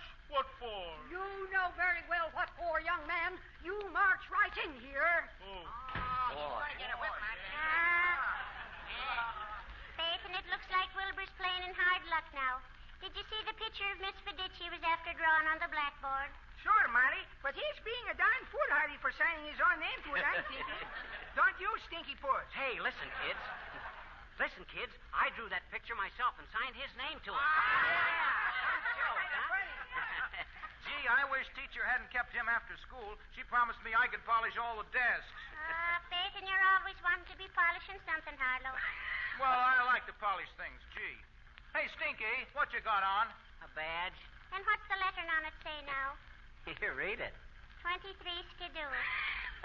I love my wife, but oh, you kids. Faith, and 'tis a lot of nonsense. I'm having a badges too, kids, and it is saying I need a very good joke. Chicken inspector. Hey, you want to wear my badge, Molly? Sure, Stinky. And would you be coming over to my house tonight for a bit of run, sheep, run? No, I can't. Dad rat it. Got to chop some wood and bring in some coal and haul out the ashes and all stuff like that there. Fibber's got a girl. Fibber's got a girl. Fibber's got a girl. Oh, I have not. Faith and Stinky McGee, you just told me this morning that you like me. Oh, shucks. Hey, who's wanting to play games of Mumbledy Pug? You mean Mumbledy Peg. That's what I'm saying. Mumbledy Moggus. It is a big game.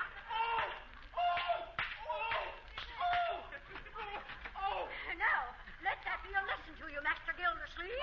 The idea of drawing that terrible picture of me. You should be ashamed. I didn't do it. I tell you, I didn't. Somebody else did it and signed my name to it. Ah, tell it to Sweeney. Sure, and I've an idea you'll do your drawing standing up now for a while. All right, one of you fellas do that picture and I'll find out who did it. I'll get even one of these days. You'll see if I can.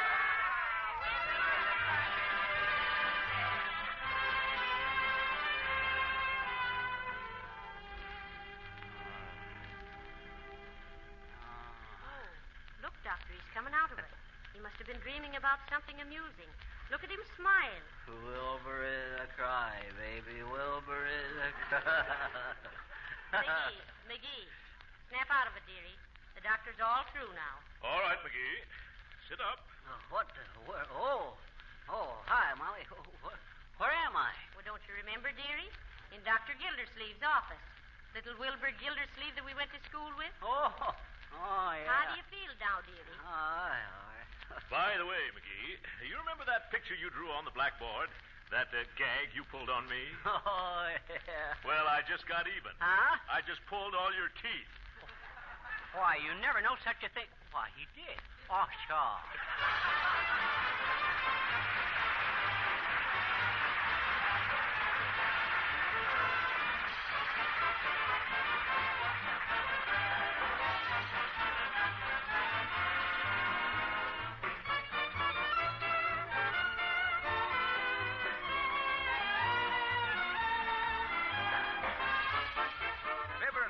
Back in just a moment. And now, may I recommend that when you go to the New York World's Fair, you visit without fail the town of tomorrow.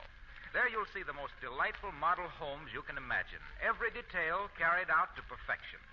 When you're admiring the interiors of these houses, the lovely polished floors and woodwork, the furniture with its shining wax luster, please take note that all the linoleum and wood surfaces are protected from daily wear, shielded from dirt and dust by the famous Johnson Wax products.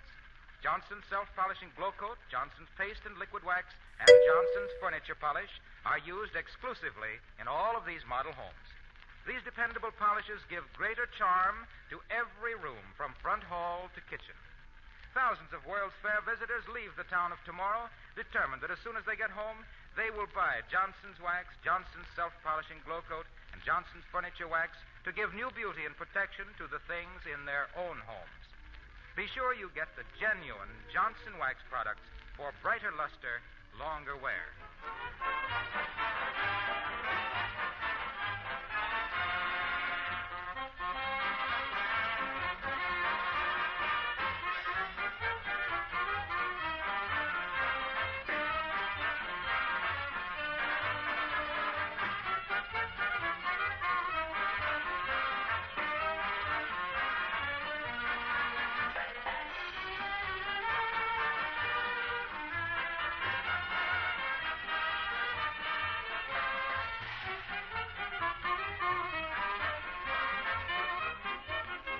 I think Gildersleeve ain't much of a dentist, Molly. Well, I don't know, McGee. He did some beautiful work for Aunt Sarah. Oh, he did, huh? What was her trouble? Her sweet tooth. Oh, her sweet tooth? Yes, she saw some French pastry one night, and her mouth watered so fast it washed out 2 bridges. Folks, speaking of playing tricks with the ivories, we're delighted to announce that next week we'll have as our guest that brilliant musical humorist, the star of our summer show, Mr. Alec Templeton. And don't miss him. Good night. Good night, all.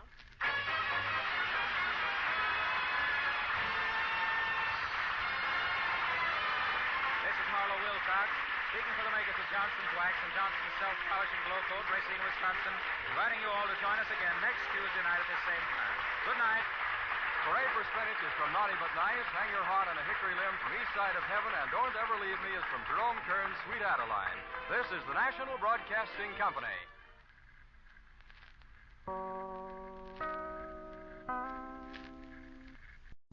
The Johnson Wax Program. The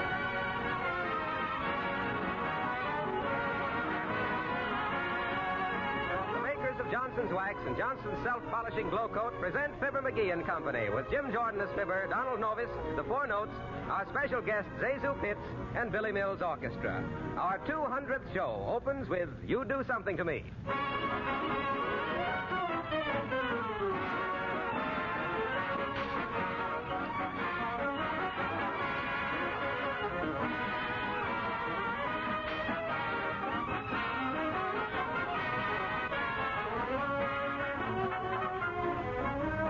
When the sun streams through the windows these early spring days, it reminds us that our floors and linoleum need extra attention.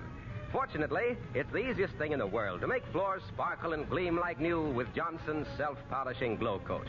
This remarkable liquid polish goes on in a jiffy, dries in 20 minutes to a grand polish, and requires no rubbing or buffing. Right now, while you're thinking about spring cleaning, you'll be glad to know that there's a special sale of Johnson's Wax and Johnson's Self-Polishing Glow Coat in giant-sized cans, which give you 1/3 more for your money. A pint and 1/3, or a pound and 1/3, for the price of only a pint or a pound. Now, the supply of these giant-sized cans is strictly limited, so it will pay you to buy both Johnson's Wax and Johnson's Self-Polishing Glow Coat while they're on sale at a bargain price.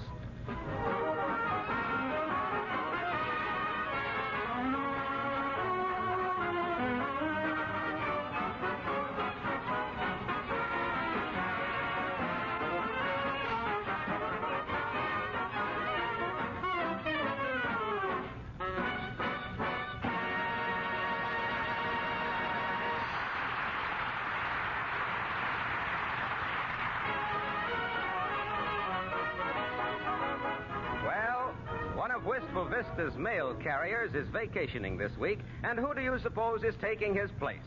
Yes, and here, coming down the street, bent double by the weight of a big leather bag, we find not Santa Claus, not the junk dealer, not the Sandman, but Fibber, have you written to your mother, McGee?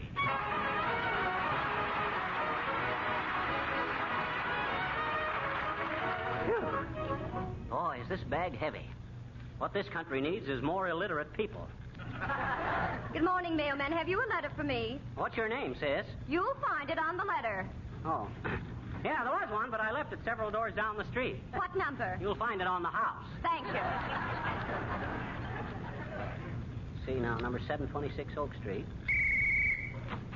Mailman. Oh, good morning. I'm sorry, Bud. There's nothing for you folks today. Okay. Postcard from Palm Springs to Mr. Joe Frizzle. Says, have lovely room at hotel here. Next door to cute honeymoon couple. Having fine time, wish you could hear.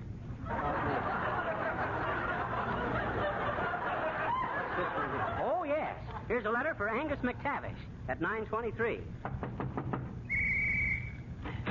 Mr. McTavish, here's a letter for you. Thank you, laddie. Hey, hold on. There's 1 cent postage due on that. What? Only 1 cent? Glory be, my brother Jock got his raise. Thank you, laddie. Good for Brother Jock. 2 more raises, and he can send one special delivery. Oh, hello, Billy. Hello, Fibber. Say, is this really your 200th show for Johnson's Wax? Yes, it is, Billy. And when you stop to think of it, 200 broadcasts means an awful lot of jokes. That's what somebody said to me this morning. What'd they say, William? He said, my, that's a lot of awful jokes, isn't it? That ain't what What's Don Novus going to sing, Bill?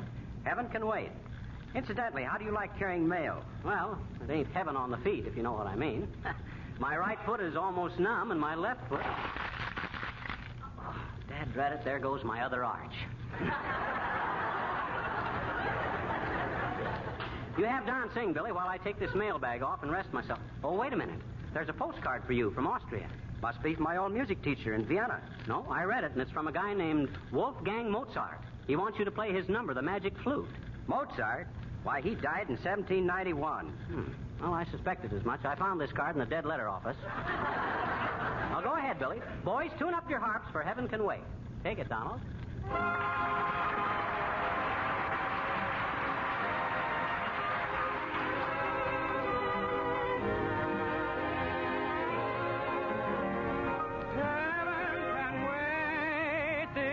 Paradise, just being here with you and breathing the air you do. Heaven can wait. Darling, it's true. This is paradise, gazing at all your charms. It's heavenly in your arms. Heaven can wait. You must be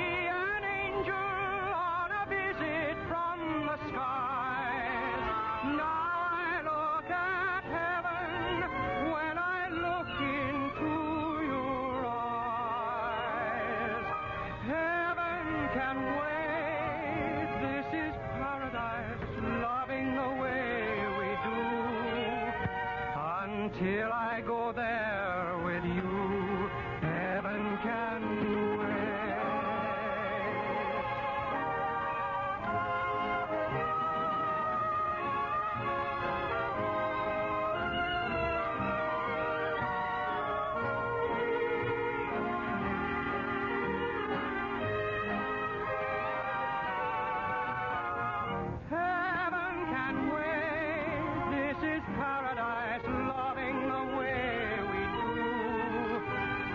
till I go there with you, heaven can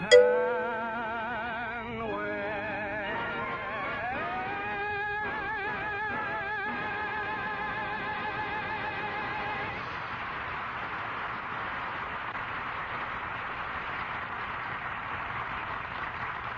Folks, that was Heaven Can Wait, sung by Donald Novus, one of our angels with dirty faces. Don, please accept my heartfelt thanks for that beautiful number. I get paid too, don't I? Oh, yes. But if Heaven can wait, who are you? And another thing, that wasn't a very nice thing to say about me, having a dirty face. My face isn't dirty. Well, let's see your neck and ears. Folks, I was wrong. He ain't an angel with a dirty face. He's a nice, clean little devil. What you got there, Don? Oh, I almost forgot. It's a telegram for you. Oh, well, let's see who it's from. Okay, Bud. Oh, well, listen to this, fellas. It's from Jack Benny. It says, Dear Fibber, stop. Understand this is your 200th broadcast for Johnson's Wax. Stop.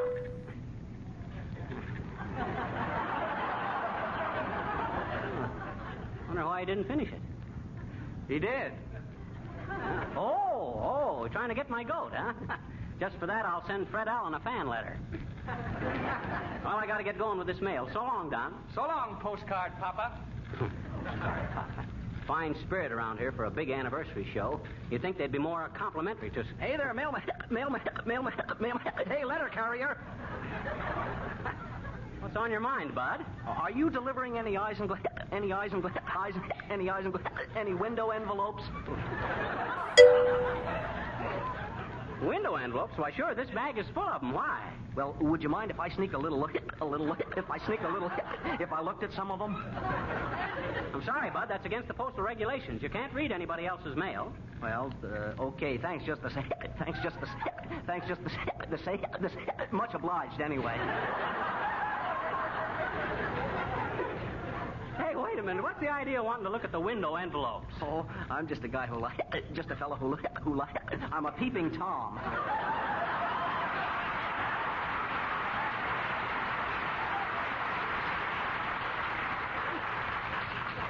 Peeping Tom. He's a jerking Joseph. See, now, I better sort out the rest of the mail for this block. Here's a letter for Harpo Wilcox. Wonder where he lives. Oh, well, just to save time, folks, he lives right here. Good morning, mailman. Oh, is that you, Fibber? Oh, quit acting, Wilcox. You made the opening announcement. You know darn well it's me. All right. I was just endeavoring to establish a certain dramatic verisimilitude. Well, if you what? I was endeavoring to establish a certain dramatic verisimilitude. Harpo, it's guys like you that make censorship necessary. You know how some people are. If they can't understand something, it can't be decent. Here's a letter for you. Thanks. Well, say, isn't this a nice letter? I don't know. I didn't read it. The paper was too thick, even when I held it up to the sun. Listen, it says, My dear nephew. It's from my aunt. You don't say. Well, who else would you call my dear nephew? My uncle would. Oh, yeah? Well, go on ahead. All right. It says, my dear nephew. My dear nephew. Congratulations on your 200th broadcast for Johnson's Wax. You've done a wonderful job. I listen every Tuesday night to Harlow, Wilcox and Company and enjoy it very much. I'll enjoy it more, however, when I get my radio repaired, so I won't be getting a smart aleck named McGrew or something at the same time you're on the air. Keep up the good work, nephew. Smart aleck named McGrew. Harlow, Wilcox and Company. Well, what else does she say, dear nephew? I'm afraid. Oh, not much more. She says, I took your advice and bought some of the Johnson products in the special giant-sized cans with the extra third free while there are still some left. Your uncle and I are so pleased with your work that we're remembering you in our will. Well. Which do you want, the red heifer or the buggy with the fringe on the top? Your loving Aunt Teresa Titwillow, Box 47, Birdcage, Arkansas. Good old Aunt Teresa. Well, which you going to take, Harpo, the heifer or the buggy? Well, I don't know. It's a pretty sporty buggy. It's got red wheels. Yeah, but the heifer's got 2 horns. Well, I got to be going, Harpo. Okay, so long, pal. My dear nephew. Poof. Ain't enough. I got to have pains in my arches. I got to have ants in my mailbag. Well, let's see now. Who's next? Oh, how do you do, Mr. McGee? Oh, so nice to see you. Hi, Mrs. Uppington. Here's a letter for you. Oh, thank you, Mr. McGee. Tell me, don't you feel a beautiful surge of patriotism wearing the gray uniform of our brave mail carrier? Yeah, but I had a tough time with my Easter deliveries. At the end of the day, I had 6 more rabbits than I started out with. They must have declared a dividend. Say, I seen you leading them society people in the Easter parade, Uppy. Oh, yes, and such fun, too, really. Oh, it was, eh? And Horatio looked simply devastating in his cutaway coat and silk hat. I told him he looked just like a banker. Yes, he did to me, too. Like a banker in a 2-bit poker game. You looked real handsome, all bundled up in that new fur coat, Uppy. Oh, Mr. McGee. In fact, the guy standing next to me says you look like a cute little rabbit. Oh, he didn't, not really. Well, them wasn't his exact words. What he actually says was, who's the dumb bunny up in front? No offense, of course. Oh, you got to be going, Uppy? Yes, I have to go, Miss McGee. You see, I'm attending a luncheon with the girls I used to know in finishing school. Oh, and I'm so afraid they're going to twit me about the time I pinned Francis X. Bushman's picture to my dressing table. I guess I was just a silly, brazen girl in those days. Well, goodbye. Goodbye, Miss McGee. Goodbye.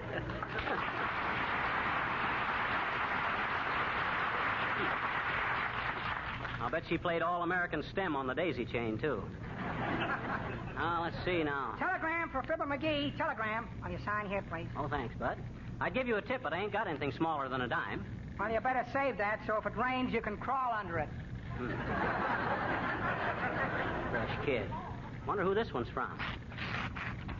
Well, from Bob Hope. Hope you have successful 200th broadcast for Johnson's Wax. Hope we continue to follow you on the same network, same evening, with our marvelous show starring Bob Hope and expensive guest stars. Stop. Hope you are reading this out loud. Stop. Hope. What does he mean, expensive guest stars? I suppose he thinks Zazu Pitts just works here to pay off an old gambling debt or something. Oh, that reminds me, I got a letter for her.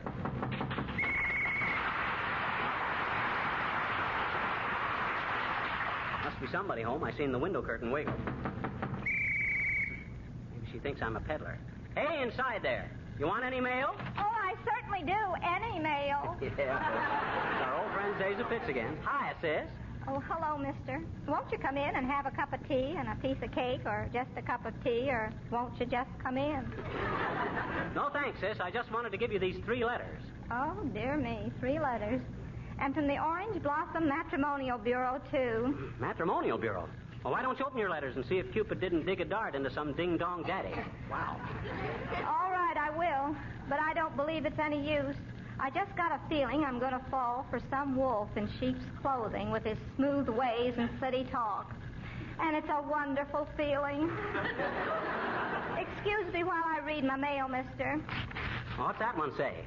He says the photograph I sent him looks just like Hedy Lamarr. Oh, he did, eh? Gee, that's kind of flattering. He certainly knows women. No, he doesn't. It was really a picture of Gail Patrick.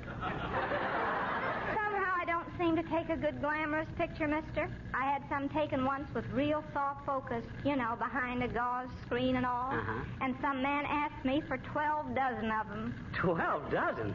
He must have been running a temperature. No, he was running a shooting gallery. He wanted them for targets. Let's see this next letter. Oh, dear. What's that one? It's from a man who saw my advertisement.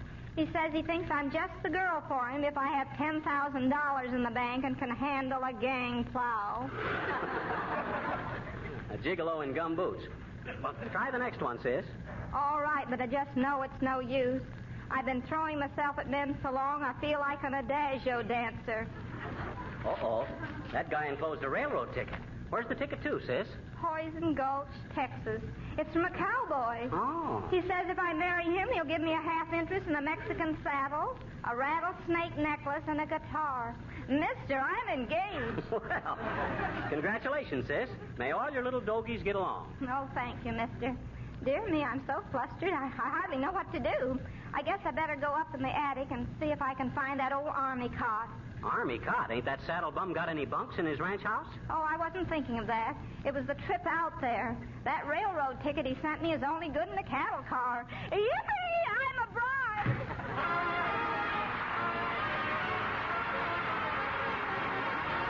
I cried for you. Now it's your turn to cry over me. Every road has a turning. That's one thing you're learning. I cried for you.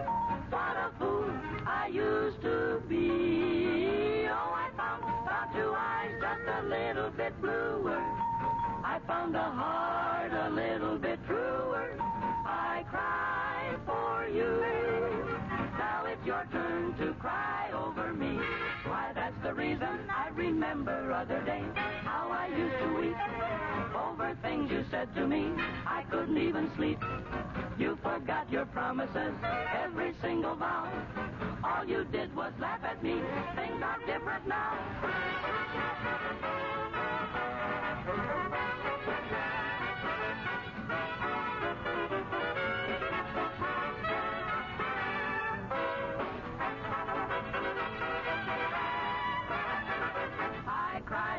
I cried for you. What a fool I used to be. I found two eyes just a little bit bluer, found a heart just a little bit truer. I cried for you. Now it's your turn to cry. Your turn to cry. Your turn to cry over me.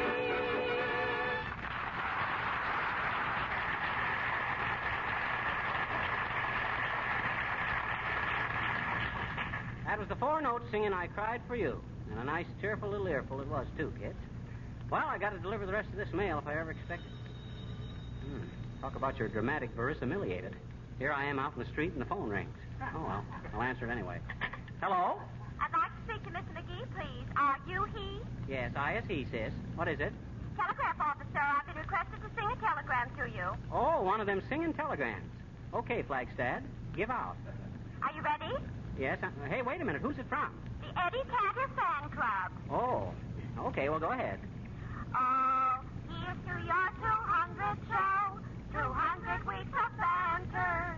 We thought before, but now we know that we want canter. We want canter. That is all, sir. So, they want canter, do they? Oh, he's just a banjo-eyed tobacco auctioneer. Oh, here's a letter for old Boomer, and here's his boarding house. Hi, Boomer. Here's a letter for you. Thank you, my boy. Thank you. Wonder if it's important. Wait till I see what it is. Well, a round robin. Thank you, my young friend. And how is it that a prominent citizen of your eminence finds himself in a mailman's uniform? Seems hardly fitting, particularly around the prominence and the eminence. Never mind my uniform, Boomer. Just tell Mrs. Uppington that I got a registered letter I forgot to give her. Just give it to me, Stampad, and I'll take care of it. Certainly will. Take care of it like it was my very own. Why should I give her valuable mail to you? You'd have it steamed open in 5 minutes. Oh, is that so? 5 minutes, eh? You hold an exalted view of the hot water situation in this boarding house, small fry. But never hesitate to give me Madame Uppington's mail. I hold the dear girl's power of attorney, you know. I don't believe it. Let's see it. Oh, why, certainly. Power of attorney. Power of attorney. I have it right here someplace. Yeah. Let's see. Here's a sack of gold nuggets given to me for safekeeping by an old prospector up in Alaska. A sweet roll from a sourdough. Yes, postcard from an old pal of mine. Says he's just taken up geology, studying rocks at Atlanta. Come on, Boomer, the power of attorney, if any. Oh, yes, the power of attorney. Have it right here. Here's my bank statement for March. Looks like the census report for a midget village. All small figures. What's this? A newspaper clipping about a robbery in Memphis. Spelled my name wrong, too, drat 'em. Old pirate map. Oh, no, that's a picture of my father. And a short beard. Well, imagine that. No power of attorney. I could have told you that before you started looking. Well, I got to deliver this mail. So long, Boomer. Have to be going myself. Have to see a friend who was hurt in an accident. He was standing in front of a safe the other night, and it blew open.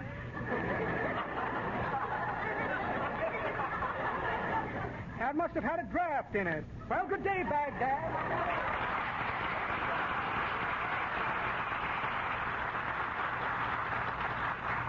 That guy's so crooked he's got corrugated iron in his blood.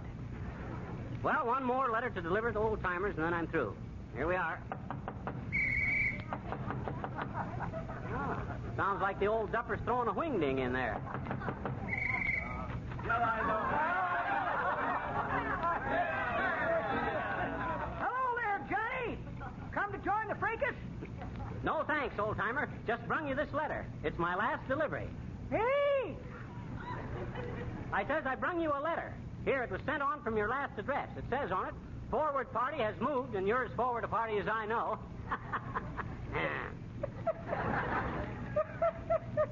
That's pretty good, Johnny. But that ain't the way I heard it. The way I heard it, one feller says to the other feller, he says, see where Joe Louis is fighting a guy named Roper. That ain't the Secretary of Commerce, is it? Nope, says t'other feller. That's a different Roper. Well, says the first feller, don't make any difference in the result if it's the same Louis. The difference between wrestling and prize fight promoters, Johnny, is one buys a pig and a poke, and the other one buys a poke and a pug. Listen, old-timer, I'm getting tired of all this that ain't the way I heard it stuff. Shucks.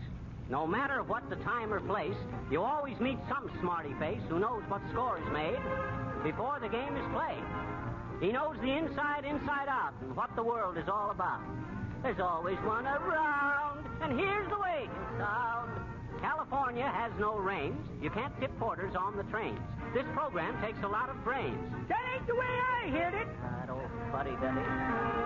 Burglars dearly love a cop. A kid just hates a lollipop. Hell's a poppin', it's a flop. That's certainly not the way I heard it. How did you hear it, Mrs. Uppington? Social leaders hate to be objects of publicity. From all photographers we please. But that ain't the way I heard it. Sweet and low, Donald. Billy Mills, our maestro, wrote this little ditty, note for note. He thinks he'll get Cole Porter's goat. That's not the way I'm hearing it. Have the Greeks got a word for it, Nick? Sure, a wrestling man just hates to grunt. No Greek will run a restaurant. Cursing never saw the front. But that ain't the way I heard it. There's a catch in this one, folks.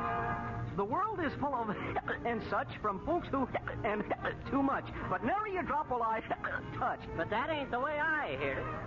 The way I heard it, I'm known, I guess, from coast to coast as one who'll never brag nor boast. Of modest guys, I am the most. But that ain't the way I hear it. That ain't the way I hear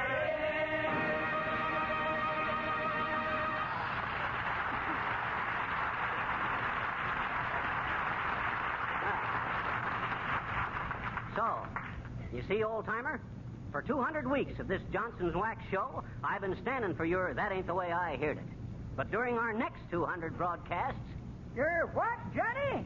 Our next 200 shows for Johnson's Wax.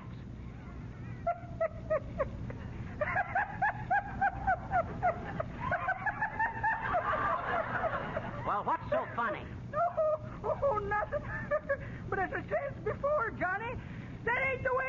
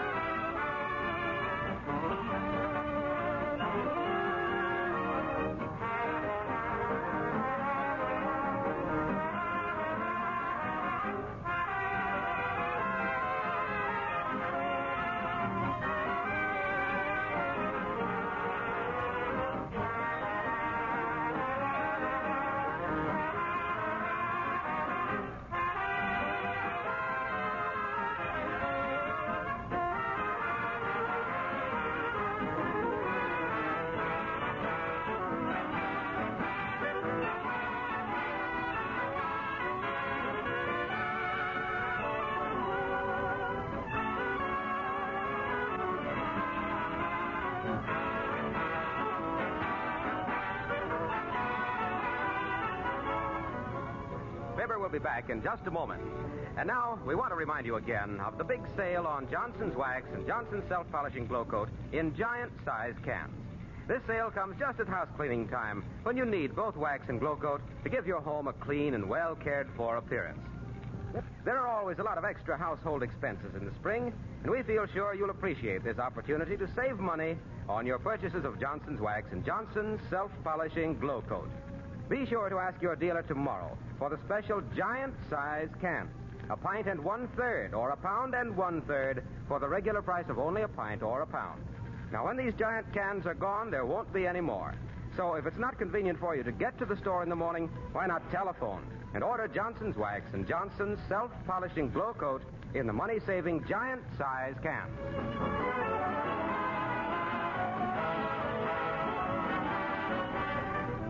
Folks, we want to thank Zazu Pitts for helping us celebrate our 200th Johnson broadcast.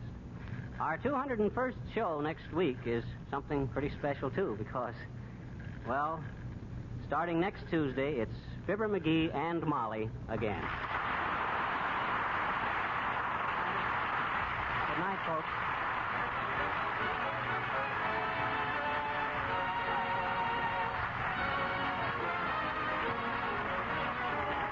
This is Harlow Wilcox, speaking for the makers of Johnson's Wax and Johnson's Self-Polishing Glow Coat, Racine, Wisconsin, inviting you all to be with us again next Tuesday night. Good night. This is the National Broadcasting Company.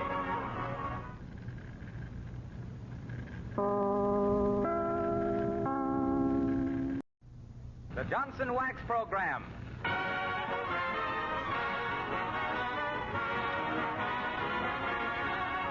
The makers of Johnson's Wax and Johnson's Self-Polishing Glow Coat present Marion and Jim Jordan as Fibber McGee and Molly.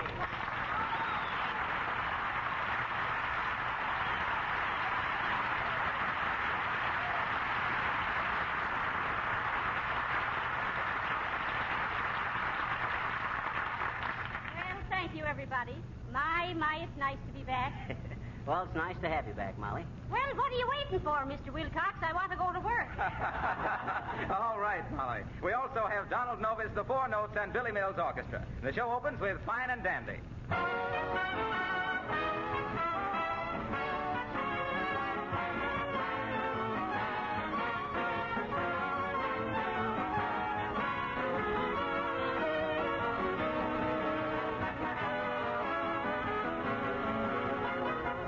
A sure way to banish your spring cleaning blues. Let Johnson's Self-Polishing Glow Coat put a grand shine on your floors and linoleum without any rubbing or buffing. There's no work to it at all, you know. You just pour the Glow Coat onto the clean floor, spread it around with a cloth or the long-handled plier, and in 20 minutes it dries to a beautiful glowing finish. Now, there's a special sale at your dealers of Johnson's Wax and Johnson's Self-Polishing Glow Coat right now. You can get both the regular wax and Glow Coat in giant-size cans. When you buy a pound, you get a pound and 1/3. When you buy a pint, you get a pint and 1/3. Now, this sale is for a limited time only, so if you want to get 1/3 more for the regular price, we suggest that you phone your dealer the first thing tomorrow morning or go to the store and ask for Johnson's Wax and Johnson's Self-Polishing Glow Coat in the special money-saving giant-size cans.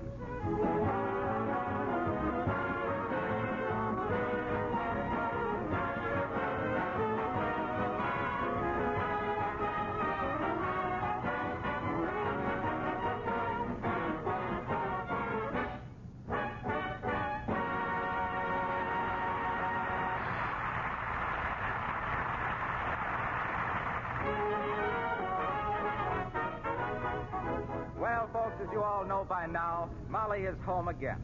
And after looking over the household bills accumulated during her absence, she's a trifle flabbergasted.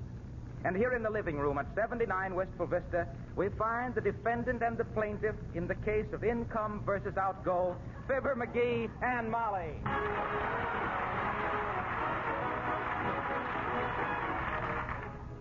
McGee, look at this milk bill. What on earth have you been doing? Sprinkling the lawn with it? That is a little high, ain't it? What say we get a cow? Why, who'd milk it? Oh, you got to milk them? No, you just leave some empty bottles around the barn and then go out in the morning and rob the cow's nest. Do you have to milk them? And how about this electric light bill? Oh, is that high, too? Is it high? Well, look at it. Looks like the annual report of the TVA. Well, I was up late a couple of nights reading. You don't want me to be ignorant on current events, do you? No, but what events have been worth this much current? Now, look here, dearie. Answer the door. Okay. Insurance man, 45 cents, please. 45 cents for insurance? McGee, what is this? plate glass insurance on your Diamond Lodge pin? Now, listen, Molly, I took this out while you was gone. It's great stuff. You see, for only 45 cents a week, you get a complete coverage on being struck by lightning, being lost at sea, and tell her the other features, Bud. Oh, yes, do. Well, madam, this policy also covers you against capture by Chinese bandits, accidental injury from harpoons, submarine collisions, runaway camels, falling pyramids, stratosphere sickness, and double indemnity for being bitten by a Mediterranean fruit fly. Imagine that, Molly, all for 45 cents. I wanted a clause in there to cover us against being knocked out by the Sunday paper, but that would have been another 10 cents a week. Well, oh, that's wonderful. Does it protect us against getting our fingers pinched in the encyclopedia? No, madam, that would require a physical examination. Shall I give him the 45 cents, Molly? Sure, give it to him. Then run out and round up a couple of Mediterranean fruit flies. Hungry ones, mind you. Here you are, Bud, 45 cents. Oh, thanks. You'll never regret this, folks. Why, just last week, one of our policyholders, a bellboy, collected $9.32 for getting his left ear caught in a keyhole. Well, I suppose if there'd have been twin beds in the room, he'd have got double indemnity. Well, good day to you, sir. You don't think I was wrong taking out that policy, do you, Molly? Oh, no, McGee. It was a lovely stroke of business. In fact, we can put in a claim right away. Huh? Claim on what? Capture by Chinese bandits. Huh? Look at this laundry bin. Oh, I don't think that'd work, Molly. My shirts couldn't stand a physical examination. They'd flunk the butt analysis. Don't you get it, Molly? I says they'd flunk. It ain't funny, McGee. Oh. But now let's get down to business. We've got to work out a budget. I'll keep the books. Swell. I'll run downtown and get a set of books and a sample budget. Shouldn't cost more than two. I'll answer, dearie. Okay. 79 Wistful Vista, Molly McGee speaking. To whom am I speaking with, please? Who? Mert who? Oh, that's Mert, the telephone operator, Molly. I'll talk to her. Oh, no, you won't. Huh? What was it you wanted, please? Mr. McGee is busy right now. Oh, I am not. He is, too. I mean, what? Oh, you'll call him later on. All right, dearie. Goodbye. Be it ever so humble, there's no place like home. McGee. Huh? Who's Mert? Mert? Oh, she's just a telephone operator. I never met her. Just talked to her on the phone. Just kidded with her and stuff like that there. I see. Honest, Molly, don't you believe me? Wait a minute. Folks, them of you who've listened to our other shows, will you please write and tell Molly that I ain't ever seen this Mert? Tell her that I never had it. All right, McGee, let it go. I believe you. Okay. But now, speaking of operators, look at this telephone bill. Huh? $34. Can't Europe settle its own problems? Did you have to call them up and give them advice? What you mean, Molly? Why, we've got to cut down on using the telephone. Okay, let's have it taken out. I'll build a little coop up on the roof and we can use carrier pigeons. You think their cooing would help our billing? You was always wanting to go to extremes. Now, you run down and get some bookkeeping ledgers. Okay, I'll call a couple of taxicabs right away. A couple of taxicabs? Sure, I gotta come back, ain't I? Sometimes I doubt the necessity. You'll take the streetcar. Okay, but that's false economy, Molly. It's a waste of time, and time is money. Go on now. It'll do you good to ride the streetcar and rub shoulders with the common people. I guess you ain't rode on the streetcar lately, Molly. It ain't your shoulders that gets rubbed.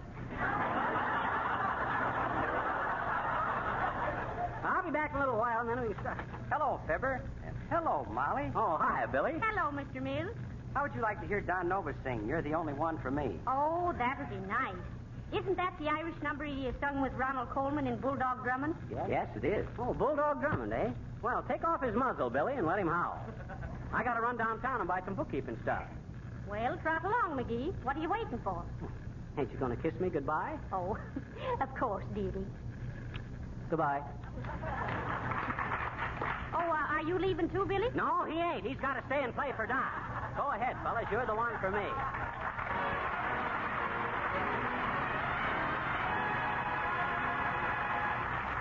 I am a plain-spoken fella, no flowery language is mine. A little uncouth, and to tell you the truth, poetry's not in me line. Still, let me try with a song to tell you what happened when you came along.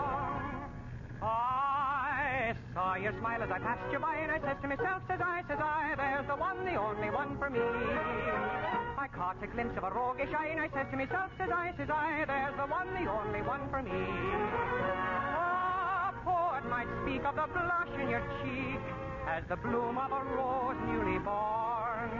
Your voice, the refrain of a song of the rain, in the light of a bright April morn. I saw an angel from out the sky, and I said to myself, says I, there's the one, the only one for me.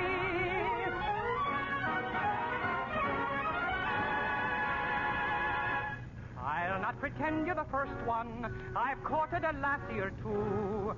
I've trifled a bit, and quite frankly admit I have kissed more than a few. I may have fibbed in me youth, but this time, believe me, I'm telling the truth. I saw your smile as I passed you by, and I said to myself, says I, there's the one, the only one for me. I caught a glimpse of a roguish eye, and I said to myself, says I, there's the one, the only one for me. A poet might speak of the blush in your cheek as the bloom of a rose newly born. Your voice, the refrain of a song of the rain, in the light of a bright April morn.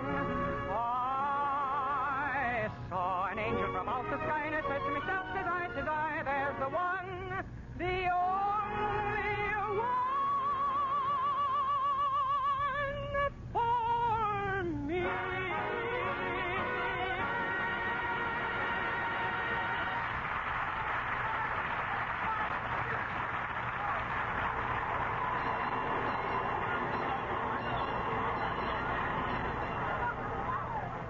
Kind of crowded in this car, Bud. Am I standing on your foot? I don't know, mister. Jump up and down once. Okay. Oh, yeah, that's my foot. Thanks. You're welcome. Hey there, Johnny. Did I collect your fare? Oh, are you the conductor, old-timer? I ride for half fare, you know. Hey? I says I ride for half fare. This is a broadcast, and radio is still in its infancy.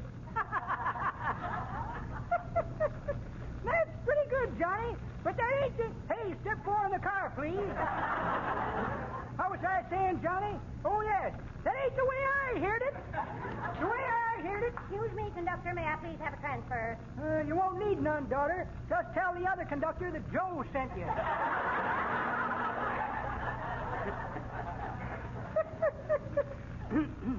Hey? Oh. The way I heard it, Johnny...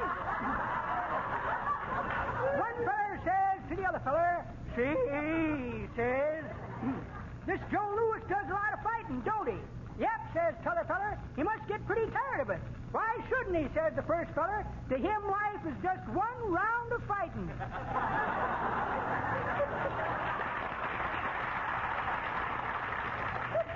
Well, let's you and me go to the next Louis fight, Johnny, if you can spare a couple of minutes.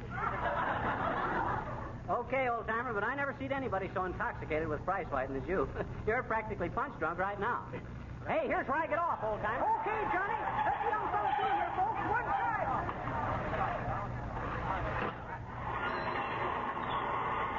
Whew. Wish I'd have been born rich. To me, a streetcar ride is just a mob scene parted in the middle. Well, what's the joke, Bud? Oh, nothing much. I'm an artist. Oh, you are, eh? One of your brushes tickling you? No, I'm a modern artist. You know? I paint those screwy-looking things, you know. Hey, they don't make any sense. Oh, I know, but what's funny about that? I just had an exhibition. And somebody bought one of them, the darn fool.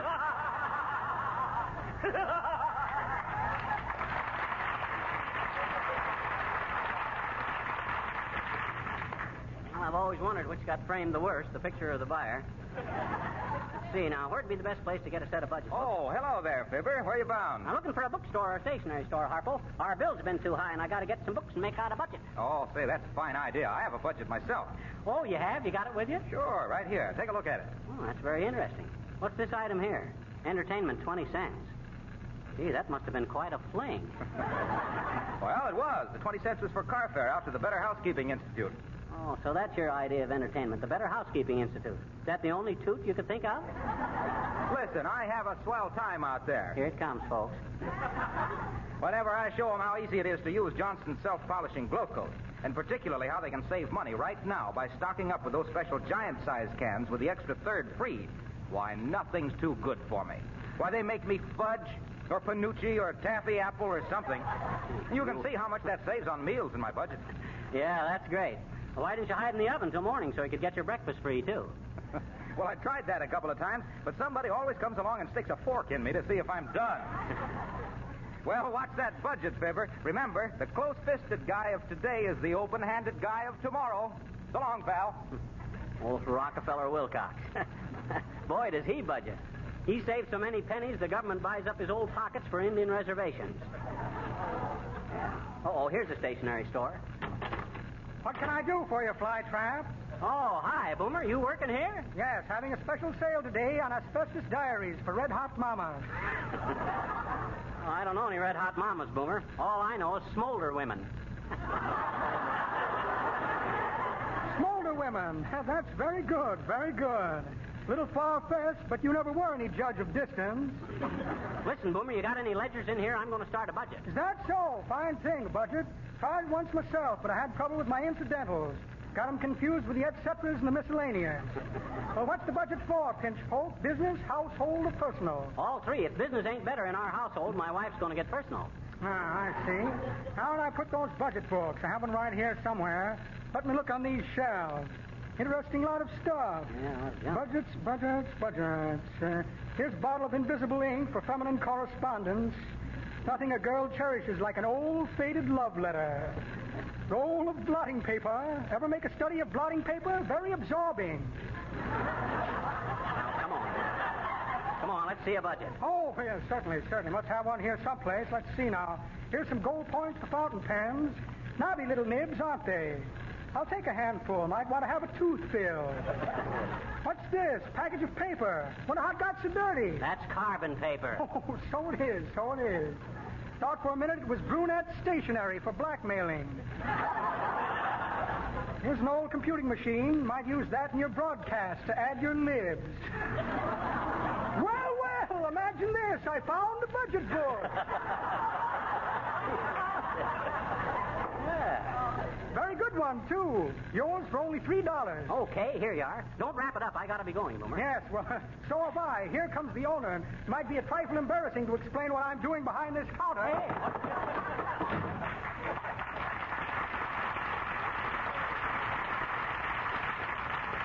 Can you imagine that? And I thought he was working in there. The crook. Well, let's see what's in this budget book anyway.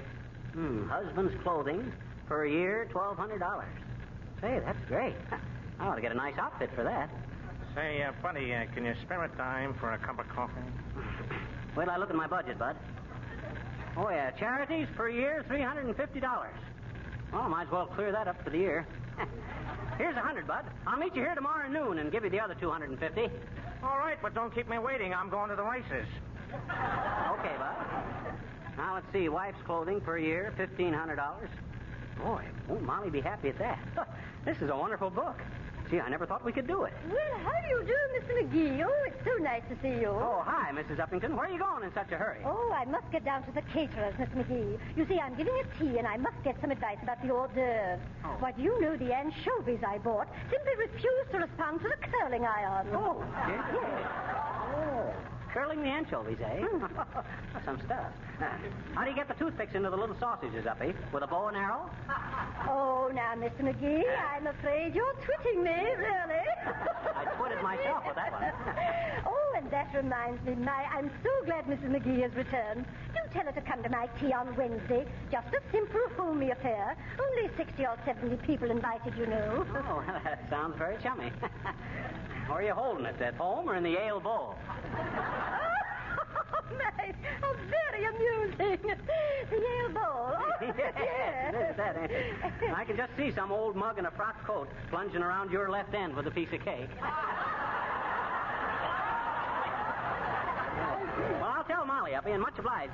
She'll be glad to get a free meal now on account of we're on a budget. Oh, really? My, how fascinating. Yeah. Oh, I've been through that budgeting nuisance myself, you know. Even now, I often say to myself, Abigail, you naughty girl. Not another string of pearls until next week. Well, so nice to have seen you again, Mr. McGee. Goodbye. Goodbye.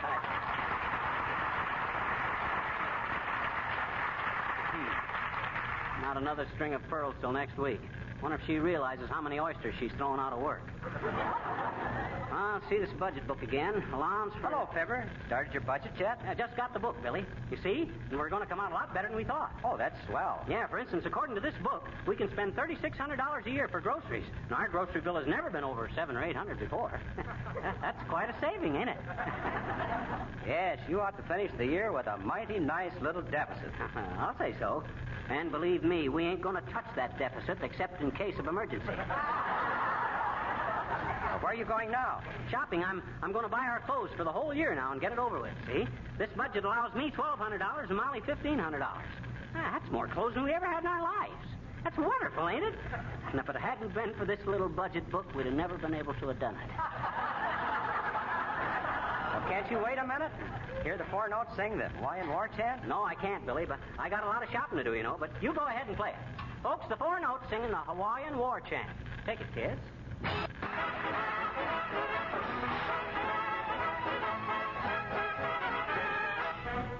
Ita hua hua I heo hene lahi pili tu elua putu tu iloa ite do it do way anuli po itapalehi. There is an island in the blue Pacific. Those who have seen it say it is terrific. When the natives walk along, you can hear them sing a song. Anuli po itapalehi. How-way, how-wa, how-way, how-wa. First you wiggle, then you stomp your foot and glide away. Then you clap your hands and wiggle as you slide away. Add a little hula to a wicky wacky. That's how Hawaiians go to war. Ita hua hua ila. Hey oh hey la ipili toe lua la. Putu tu lua ita toe toe. Anuli poi tapale. Ta hua ita hua hua I. Hey oh hey la ipili tu lua. Putu loa ita to te away. Anuli poi tapale. Ta hua ita hua hua I. Hey oh hey la ipili tu lua. Putu loa ita to away. Anuli poi tapale. Anuli poi tapale.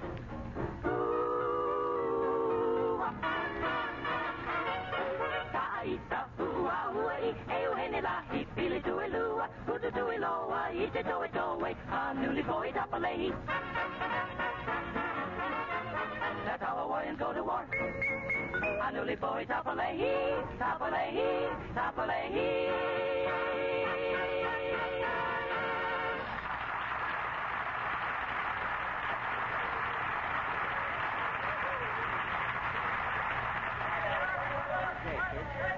Oh, boy, all our shopping done for the whole year now. Gee, will Molly be tickled. $1,500 worth of clothes. Well, I hope she likes her hat. Oh, hello there, little girl. Hi, mister.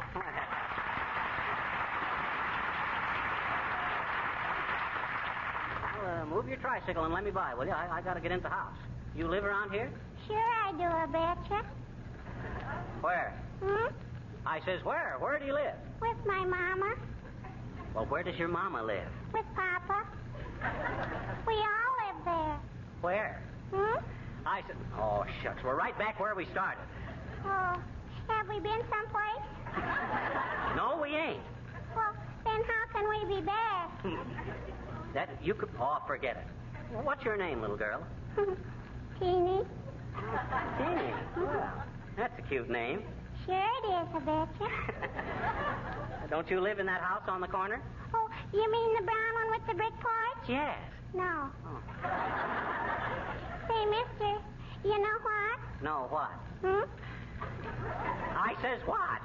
Did you see my pop at the playground last night? No, I didn't. What was your father doing at a kid's playground at night? Well, I bet you he was there, I bet you. Huh? He said so on the telephone this morning. He did? Yeah. He said, boy, we sure were swinging last night, weren't we, Charlie?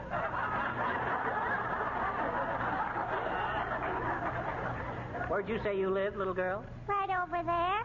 Oh, in that house. Mm-hmm. Oh, then you're the little girl whose mama is... Say, I got some news for you, little girl. I met somebody downtown, and they told me you just got a new little baby sister. Oh, gee, honest? Yes, sir. Ain't that great? Oh, that's dandy, I bet. I guess I gotta go now. Give me a push, will you, mister? Sure. Where are you going? I'm going down to the hospital and tell Mama. Gee, will she be surprised? Goodbye, mister.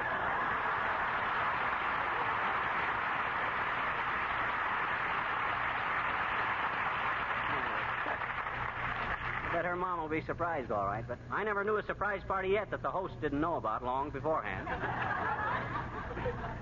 Let's see, where'd I put that budget book now? Oh, yeah. Hey, Molly, I done it. I got the budget book, and that ain't all. What? I done all our shopping for the whole year. Boy, is that a wonderful budget. What? $1,500 for your clothes, Yeah. $1,200 for my clothes, charity $346. Hold it, McGee. Hold it. Calm down. Heavenly day. Yeah, but look, Molly, look at this budget. It's marvelous. Quiet, Eagernuts. There's something funny here. Let me see that book. Okay, here. You see where it says about the charity? McGee, Huh? this budget is for an income of $20,000. Why, sure. What? It is? You mean I got to make $20,000 this year to pay for all? Oh, well, what's the difference? I can handle it. I got the whole world ahead of me. Oh, you have you? Yeah. That isn't the world in front of you, dearie. What you mean? You're behind the 8 ball. Oh, sorry.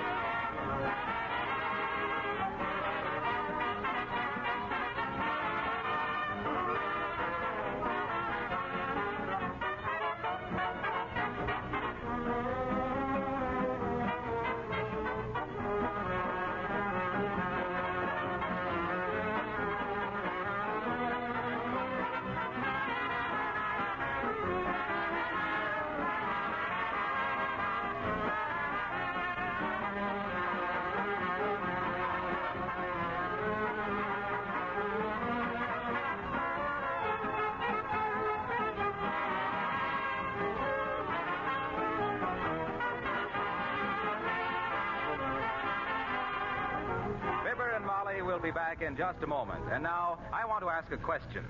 Haven't you noticed that at this time of year, everything in the house seems to be badly in need of a spring tonic? Floors, furniture, and woodwork are just waiting for a gleaming coat of Johnson's Wax to make them beautiful as new again. Well, right now is the time to buy Johnson's Wax and Johnson's Self-Polishing Glow Coat, too. By acting at once, you can get giant-sized cans of both wax and glow coat at the same price you usually pay for a pint or a pound. These giant cans contain a pint and 1/3, or a pound and 1/3 at no extra cost. You'll save money by taking advantage of this special sale of Johnson's Wax and Johnson's Self-Polishing Glow Coat. Don't delay, for when these giant-sized cans are gone, there won't be any more. Ask tomorrow morning without fail for Johnson's giant-sized cans at your hardware, grocery, paint, drug, or department store.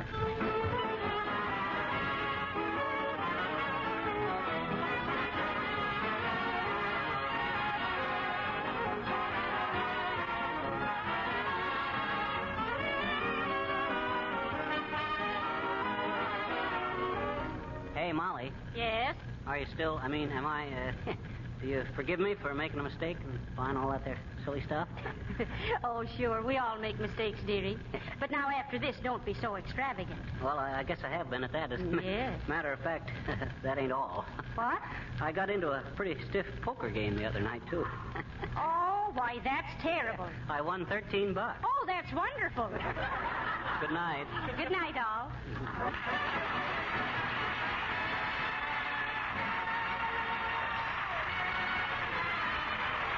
Carlo Wilcox, speaking for the makers of Johnson's Wax and Johnson's Self-Polishing Glow Coat, Racine, Wisconsin, inviting you all to be with us again next Tuesday night. Good night.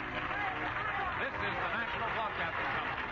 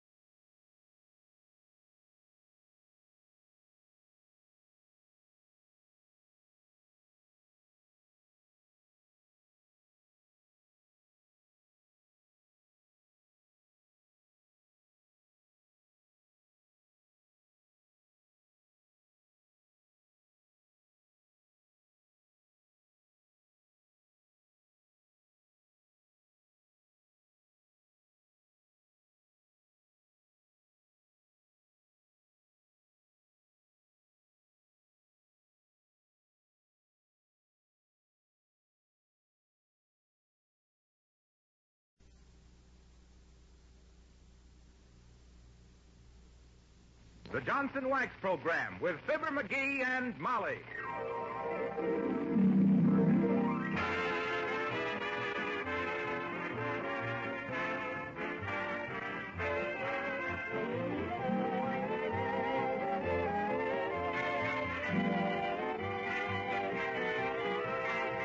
The makers of Johnson's Wax and Johnson's Self-Polishing Glow Coat present Marion and Jim Jordan as Fibber McGee and Molly with Donald Novis, Bill Thompson, and Billy Mills Orchestra. The show opens with Sing My Heart.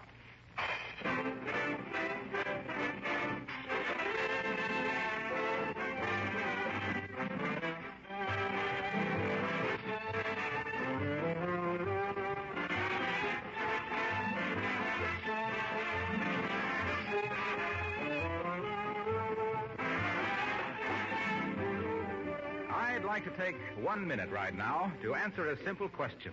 Just what does Johnson's Wax do for your floors? And why does this real wax save you so much work? Well, the answer is simple. When you apply Johnson's Wax to your floors, you are in reality giving them a tough, transparent shield of wax protection, which shuts out dirt and germs.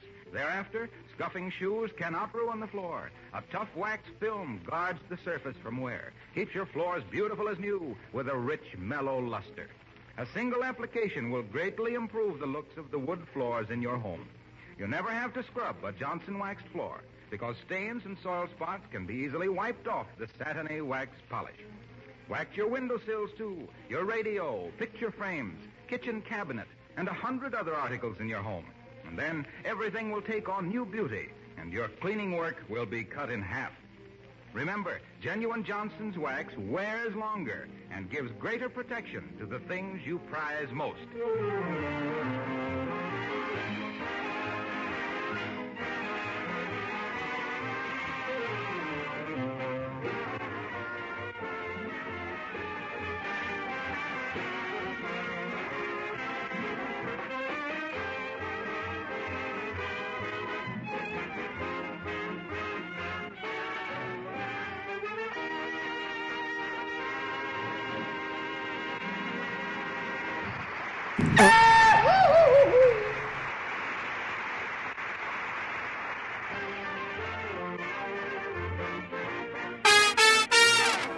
A peculiar situation seems to be in progress at 79 Wistful Vista this evening.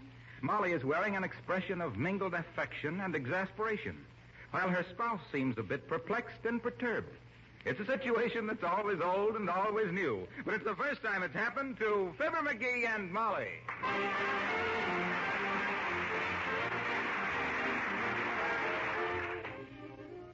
Come on, McGee, think. What day is this? Oh, let me see. It's Tuesday. The Chucks, we have that every week. Come now. What happened to us 15 years ago? 15 years ago? Search me, I don't think I... Oh, yes. Uncle Dennis got pinched for bootlegging. Shucks, ain't I the dumb one? I should have remembered that. Remember how he tried to ditch the evidence by pouring it down the sewer and 5 manhole covers blew off downtown? I'm glad you remind me of that, Molly, because I wasn't reminding you of that. Huh? This, dearie, is our 15th wedding anniversary. What? It is? Our 15th? Only our... I mean, well, you know about that. Congratulations, Molly. What are you congratulating me for? Well, congratulations to us, then. 15 years. Don't seem that long, does it? No. Get your hat and let's go out and celebrate. All right. And I know just the place to go. Where? They're having a special this week at Kramer's Drugstore on caramel ice cream. Oh, come, dearie. Control yourself. I wouldn't have reminded you if I'd have thought you were going all to pieces like this. Remember the night we eloped, Molly? I certainly do, McGee. Oh, it was beautiful.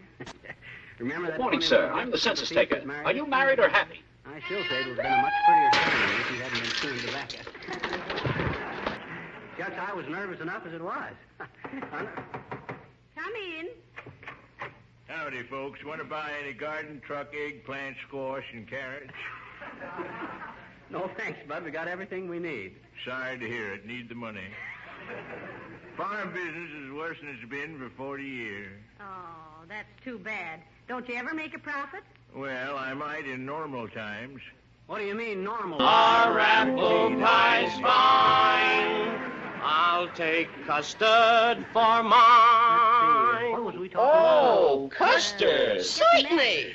I think we ought to. And now everything is okay. Oh, it's okay. Hey, that ain't a bad idea. That ought to be fun. What on earth are you talking about? Look, let's elope again tonight and get married all over again.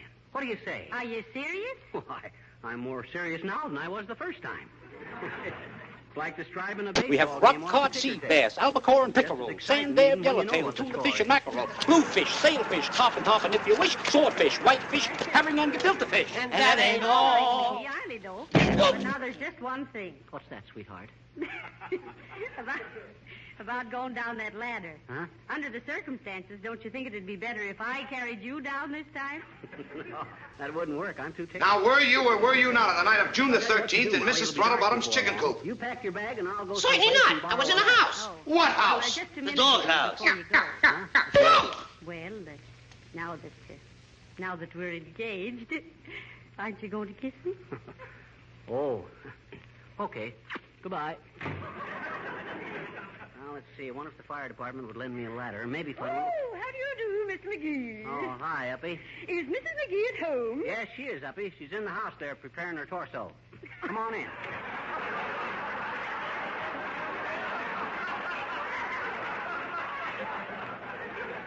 Hey, Molly. Here's Uppy.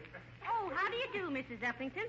So nice to see you. Oh, and it's so nice to see you, my dear. Tell me, are you engaged this evening? Well, heavenly days. How do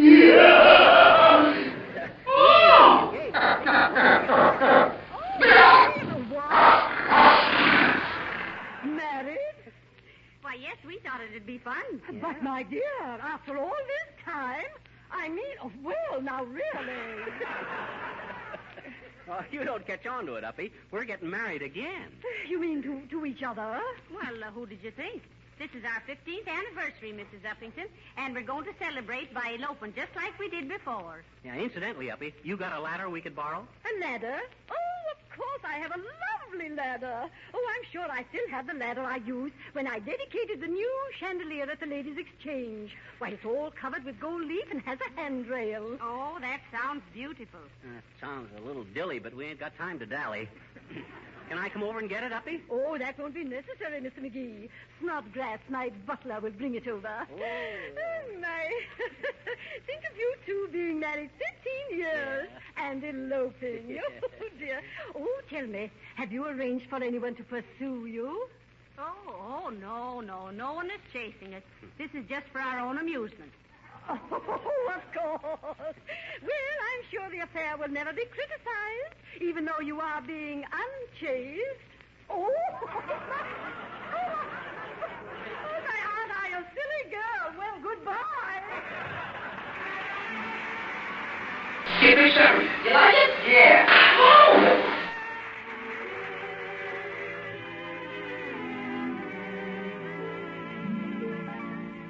If you listen, I'll sing you a sweet little song of a flower that's faded and dead, yet dearer to me, yes, than all of its mates, though each holds aloft its proud head. You know better than that.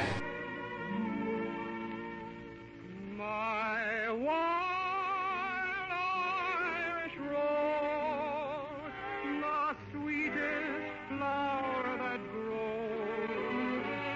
You may search everywhere, but You want a minute, wait? compare with my wild Irish rose. My wild Irish rose, the dearest flower that grows. And someday, for my sake, she may let me take the bloom from my wild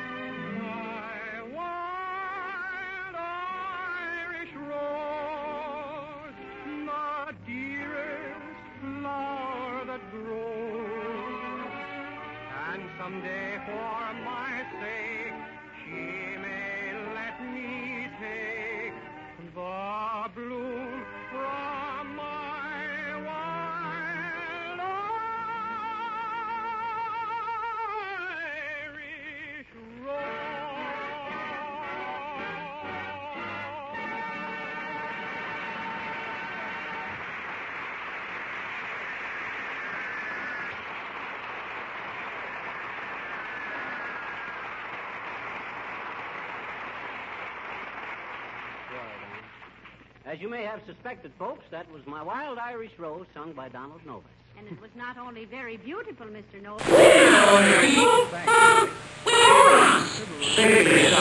And in honor of your wedding, everybody in the program chipped in and bought you this. Oh, thanks, Don. They shouldn't have done this. What is it, Molly? It's a cake of soap. Cake of soap. Say, what's the idea, Novus? Well, we wanted to give you a shower, but there wasn't time, so we thought we'd give you the soap and let you take a shower yourself. Well, best wishes, folks. Cake of soap. Well, that's a fine wedding present. Well, shall we get started, dearie? Yeah, I just seen Uppy's butler walking around in back with a ladder. You go upstairs and open the window, and I'll run around the back. Okay, McGee. Oh, promise me that someday you and me will take our love. Hi, mister. Now, don't bother me, little girl. I'm busy. What doing? Well, I'm going to elope. What's elope? Well, that means when you run away with somebody you like. Oh, you mean like the dish ran away with the spoon and the little boy left the seats at sport and the cow jumped over the moon, don't you? Yeah, only tonight the moon won't have any beef coming. Now, run along, little girl. Anyway, you shouldn't be out this late. Well, gee, I'm waiting for Easter. You're waiting for Easter? Sure. Listen, sis, you better run on home now. Easter won't be here for 6 or 7 months. Hey, wait a minute now. Take it easy. What's the matter? Does Easter mean that much to you? Sure he does, I betcha. He's the cutest bunny rabbit I ever owned. Oh, I got it now. Gee, have you? Give him to me, mister. No. Here, Easter. No, I didn't mean I had the rabbit, sis. I meant I got the idea. Listen, sis, I'm sorry I ain't got time to help you look for your rabbit, but if you'll describe him to me, I'll keep an eye out for him. Oh, well, he's got big ears, and he's white, and he's got pink eyes, and he wiggles his nose, and... Well, that's a pretty general description so far. Ain't he got any distinctive characteristics?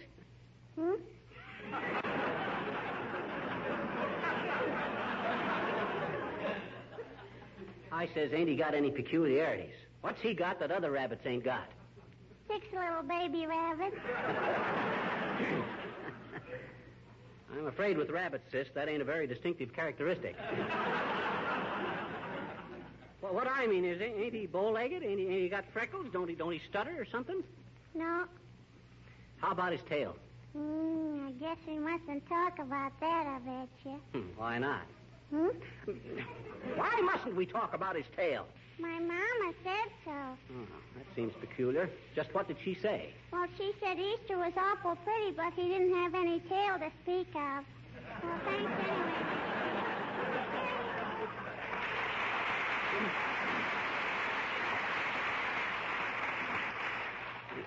Well, now for the elopement. Hey, Easter, or hey, Molly. Which window? Right up here, dearie. Okay, grab the ladder now when I put it up. I got it, McGee. Are you coming up or am I coming down? How'd we do it the last time? Well, that's what I was trying to avoid.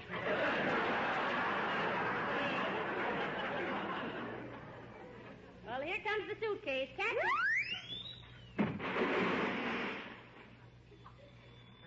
Hey, what in the deuce did you put in that thing? Oh, that must be the alarm clock. I put it in to make it heavier. Oh. Well, hang on to the ladder. I'm coming up. Oh, promise me that someday you and me will tell. Whoops. Our love to... Oh, hi, Molly. Hello, McGee. Isn't this fun? It's a good thing it's dark. I think I'm blushing. I'm kind of palpitating myself. Smoking too much, I guess. Inhale every puff. What are you holding me so tight for, dearie? Are you afraid you'll fall? No, sirree. I've been falling for 15 years. Oh, McGee, you say the sweetest thing. All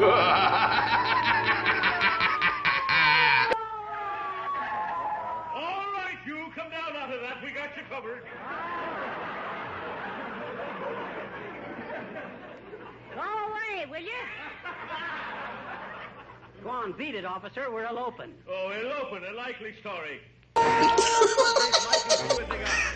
Listen, officer, you're making a my house. We live here. You always go in by the upstairs window? Listen, officer, I'm his wife, and we're eloping. Yeah. That's pretty thin, eloping with your own husband. Come down here now and don't make any false moves. What's in the suitcase, Mike? Well, there's a couple of books, an alarm clock, and a flat iron. I see. All stuff that's easily disposed of.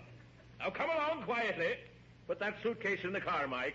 We'll show the... Hey there, officer. Wait a minute. Oh, here comes Mr. Wilcox. He'll identify us. Is this a squad car? Yes, it is. Well, I want you to make an arrest. Where? Who? Arrest the deterioration of the finish on this car.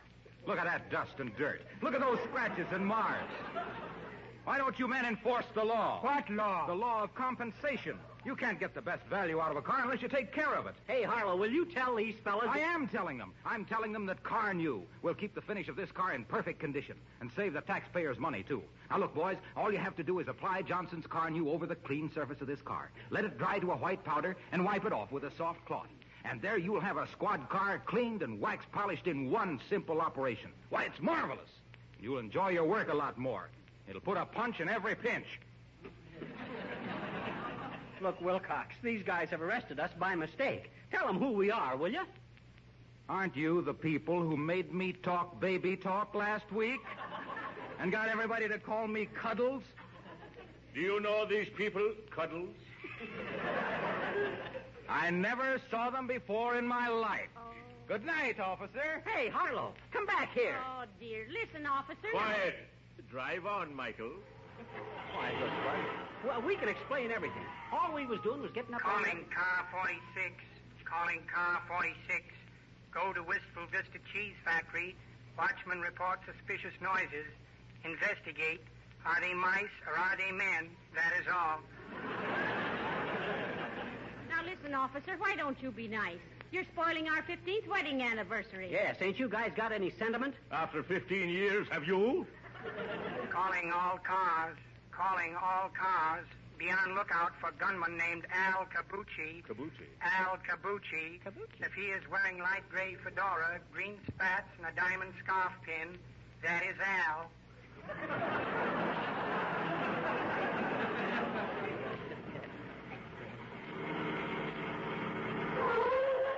All right. Come on, get out. And walk ahead of me into the station. Ratted luck, I tell you. Well, what's this? What's the charge? Breaking and entering, Lieutenant. Caught him on a ladder on the second floor at 79 Wistful Vista. And they had a suitcase full of loot, Lieutenant.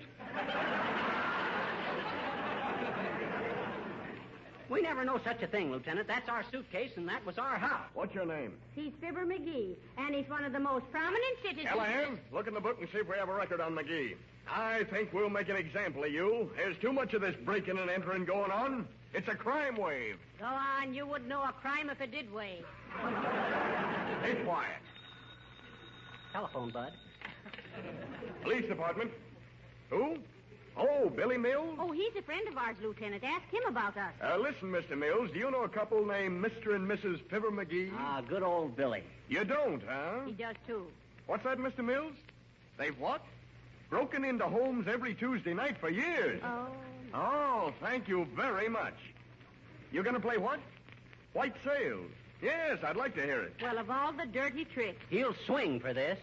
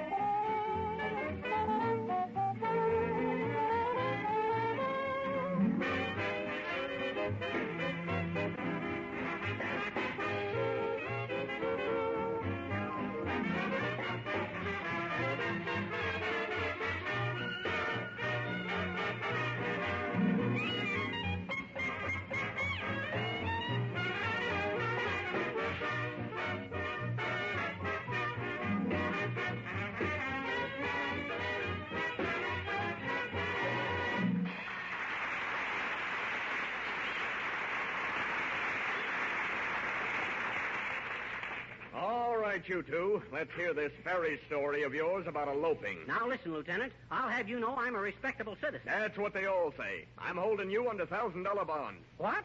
A prominent citizen like me? Why, you can't do that to me. I'm too big a man in this town. Why, even when I was a kid, Lieutenant, they wanted me to run for Congress. Why, they even had little pins printed with my head on them. Pinhead McGee, I was known as. Pinhead McGee, probably the most prominent person ever picked by plutocrat or plumber, poet or peasant as the prize promoter of praiseworthy projects, pointed to by perspicacious politicians as the pick of the populace to pioneer in putting the People's Party in power on a platform playing up the parking problem, and punishing the political pirates polluting the public payroll, and praised by even the paid press for properly purging punk and palooka from Pasadena to Old Paducah.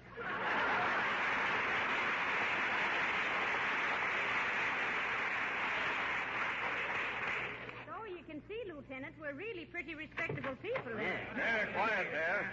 Who's this, Callahan? He says his name is Horatio K. Boomer, Lieutenant. Suspected of picking pockets in Joe's Tavern. Joe's Tavern, huh? That place has a bad name. What were you doing there? Well, believe it or not, officer, I was waiting for a sidecar.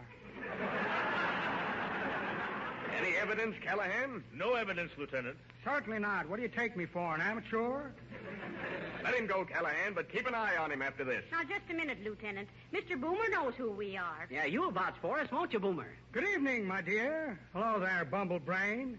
What's the matter? Well, the lieutenant thinks we're burglars. And he's holding us for a $1,000 bond.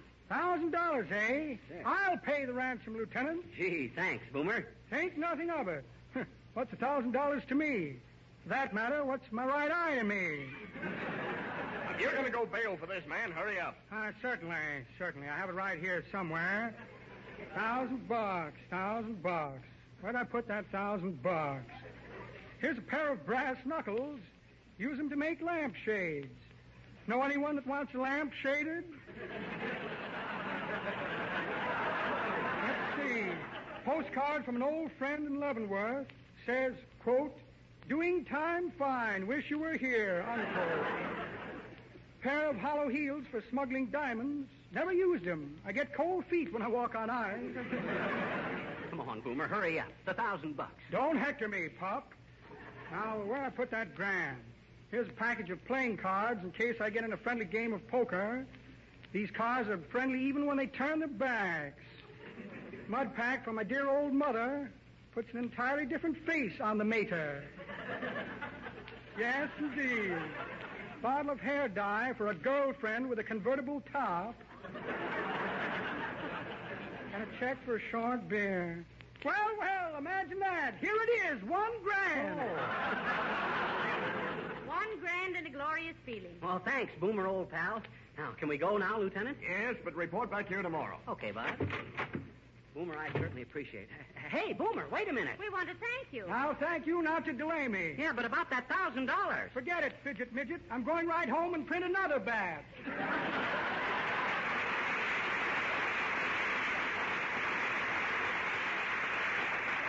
Heavenly days. He bailed us out with counterfeit money. Well, we ain't the only lambs that have been pulled out of a hole by a crook, Molly.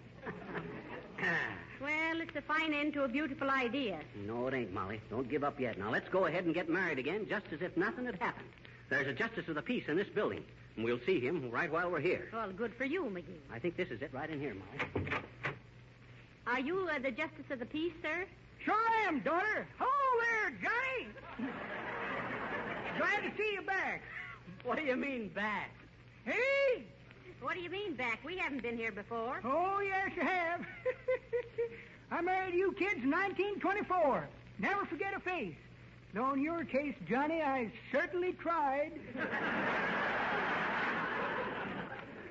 Imagine that, Molly, the same guy that married us before. Well, he ought to be glad to know that it lasted. They tie more slip knots than love knots these days. That's pretty good, daughter. But that ain't the way I heard it.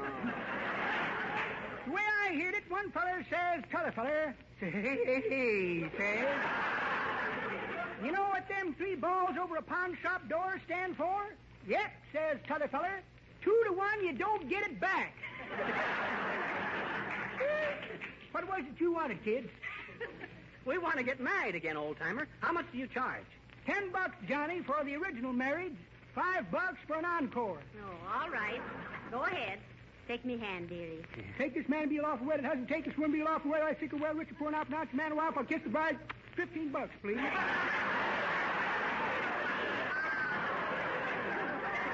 Did you say $15? Hey! What's the idea of charging us $15? You said it was only $5 for the second marriage. That's right, Johnny. But you never paid for the first one. Oh,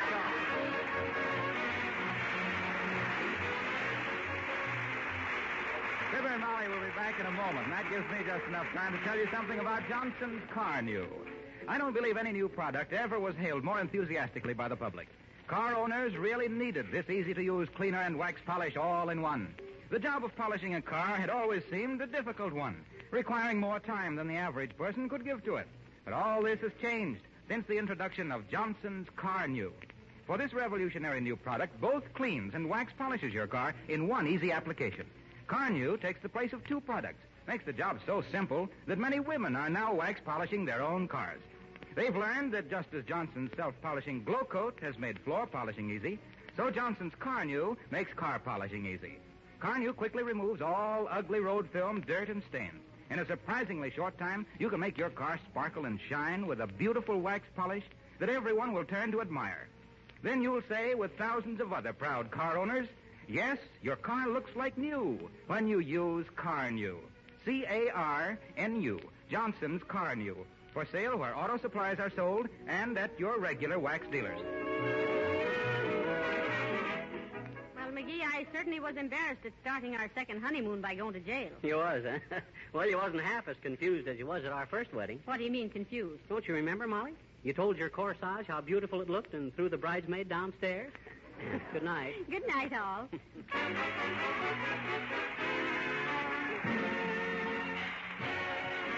This is Harlow Wilcox speaking for the makers of Johnson's Wax and Johnson's Self-Polishing Glow Coat, Racine, Wisconsin, inviting you all to be with us again next Tuesday night at this same time. Good night. This is the National Broadcasting Company.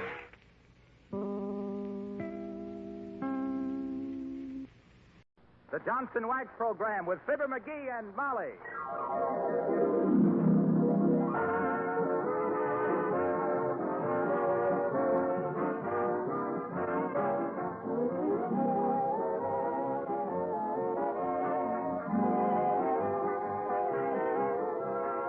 The makers of Johnson's Wax and Johnson's Self-Polishing Glow Coat present Marion and Jim Jordan as Fibber McGee and Molly with Donald Novis, Bill Thompson, and Billy Mills Orchestra. The show opens with The Best Things in Life Are Free.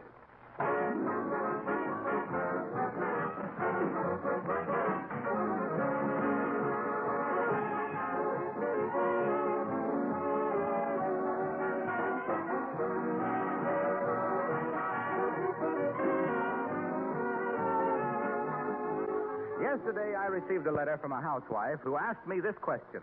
What does Johnson's Wax really do for my floors? Well, that's certainly a fair question, and I guess it's up to me to answer it. Look for a moment at the floor in your own room. It's probably a hardwood floor that was very expensive to lay. To make that floor last a long time, it needs protection. To make it attractive, it needs beautification. Varnish and shellac give some protection, but these finishes themselves wear out and chip under the constant attack of scraping, scuffing feet. But wax protects both the floor and the finish with an invisible tough coat that you can renew from time to time. When you spread Johnson's Wax over your floor, the wax goes down into the pores and seals out dirt. It guards against scratches. It keeps dust from collecting. It makes cleaning easy and scrubbing a thing of the past. Now, if that were all that wax does, it would still be desirable. But in addition to protection, wax adds a mellow, glistening beauty to your floors and to your entire home. With every application of wax, floors become more beautiful.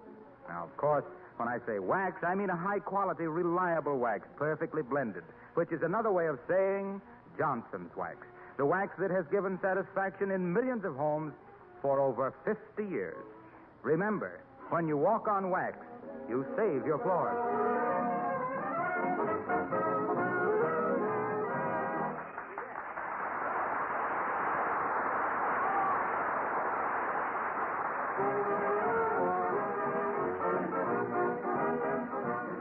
Well, folks, radio is stranger than fiction. just as Molly was insisting that Fibber get a job, the long arm of coincidence reached out and tweaked our hero's nose. The gossip columnist of the Wistful Vista Gazette wanted somebody to take over his work while he went on a vacation. And here at the newspaper office, his third day in the job, we find that would-be printer's devil and his angel, Fibber McGee and Molly.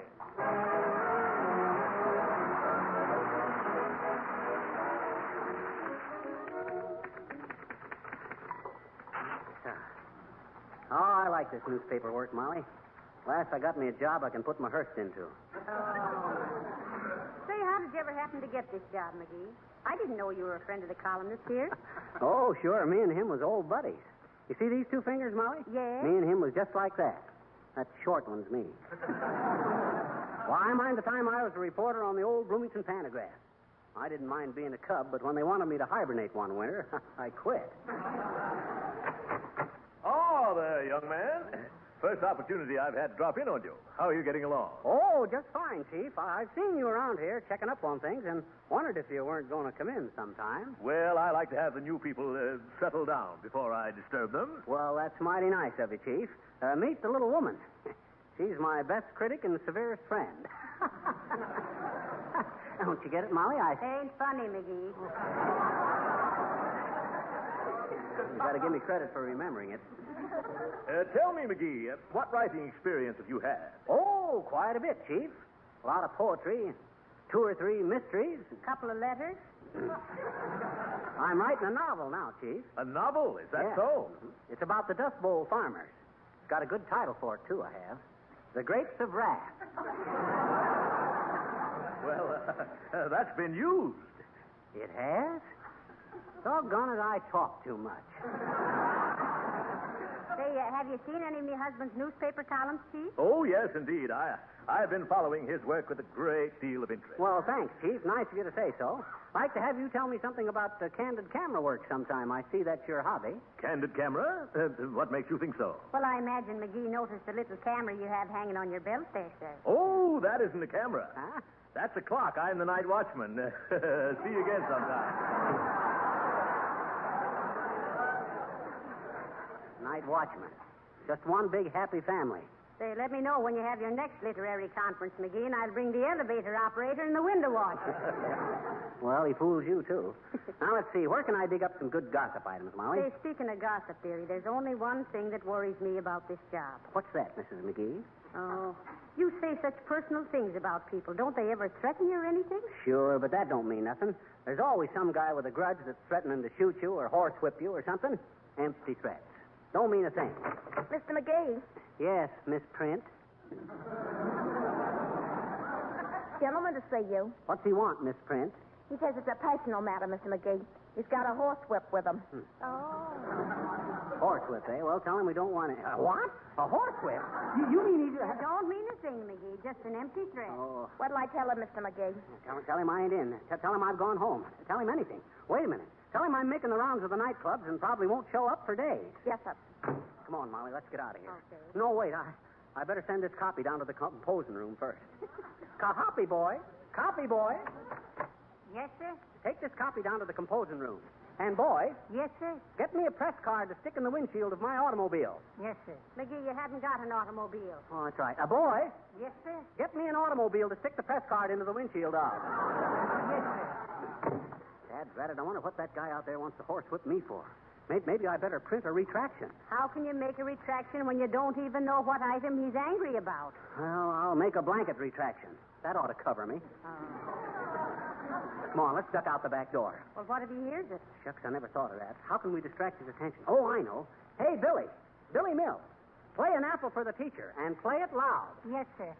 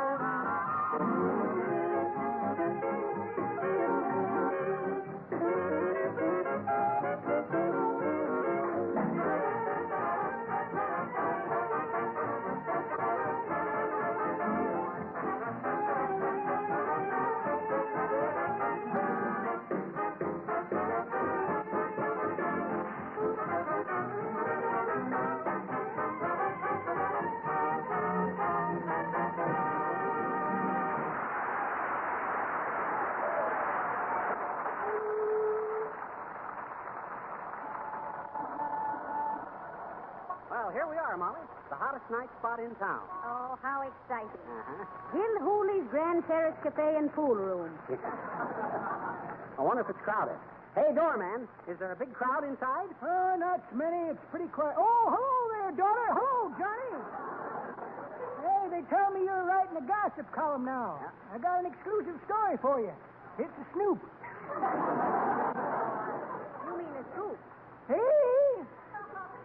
Scoop. You know what a scoop is, old-timer. A scoop is when you get there first to give some second-rater the third degree for the fourth estate. That's pretty good, Johnny. But that ain't the way I heard it. The way I heard it, one feller says, t'other feller, says, I see where this Tony Galetto performed a little dentistry the other night. Is that so, says t'other feller. How do you mean? Well, says the first feller, he certainly gave Novocaine.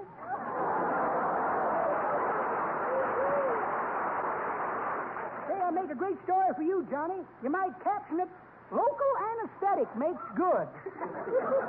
Well, go right in, kids. The head waiter will give you a good table. Okay.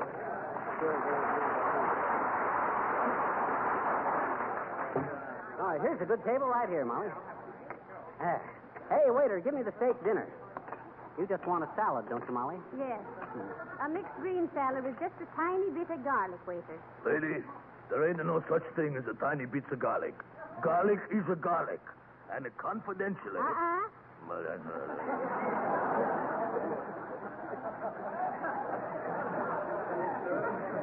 Listen, Bud, I'm the gossip columnist on the Gazette. I wish you'd point out any celebrities that are here tonight. You know, debutantes or actors or gangsters or... Sure. You see that girl at the third table? That's Brenda Axel Biddle, the debutante. She just come out. Oh. She ought to go back in and put something on. Who else, waiter? Well, let me see. Oh, yes. You see that homely little mug across the room there? Yes. That's Fibber McGee. What? It is not. I'm Fibber McGee. Yeah? Sure. Well, say, that other guy ain't so bad looking after all. The idea. We didn't come to a nightclub to be insulted by the waiters. Then I guess you ain't had much experience with nightclubs, lady. How'd you want your steak, Doc? Oh, medium tough. Okay. Let me know how'd you like the French fried potatoes. We're trying new recipe. We're frying them in rubber cement. Waiter, take me to Mr. McGee's table. I think... Oh, never mind. I see him. Hello, Fibber. Oh, hello, Mr. Wilcox. Hi, Harlow. Say, Fibber, did you have an item in the Gazette about a certain wealthy man about town and a blonde hat-checked girl? Yes, I did, Harlow. Neat little item, too. I said, quote, what man about town who is no author is making a play for what little blonde hat-checked girl who is no actress? Unquote. Kind of a nifty, eh? Yes, except that same guy is standing outside this nightclub waiting for you with a horsewhip. Oh, heavenly days, McGee. He's followed us over here. Dad-dreaded luck. So that was the story he was sore about. Listen, Harlow, don't tell him we're in here. Tell him we've gone. Okay, pal, whatever you say. Say, incidentally, I've got a little gossip item for your column. Oh, good. What is it, Mr. Wilcox? Well, look, don't quote me on this. No. But did you know that a certain prominent businessman and his wife are separating? No. Why? Well, the way I heard it, this fella got so fed up with house cleaning every spring and every fall that he just couldn't take it anymore. Oh, my. But his wife plays it the smart way, you see? Yes. What you mean, Cuddles? Well...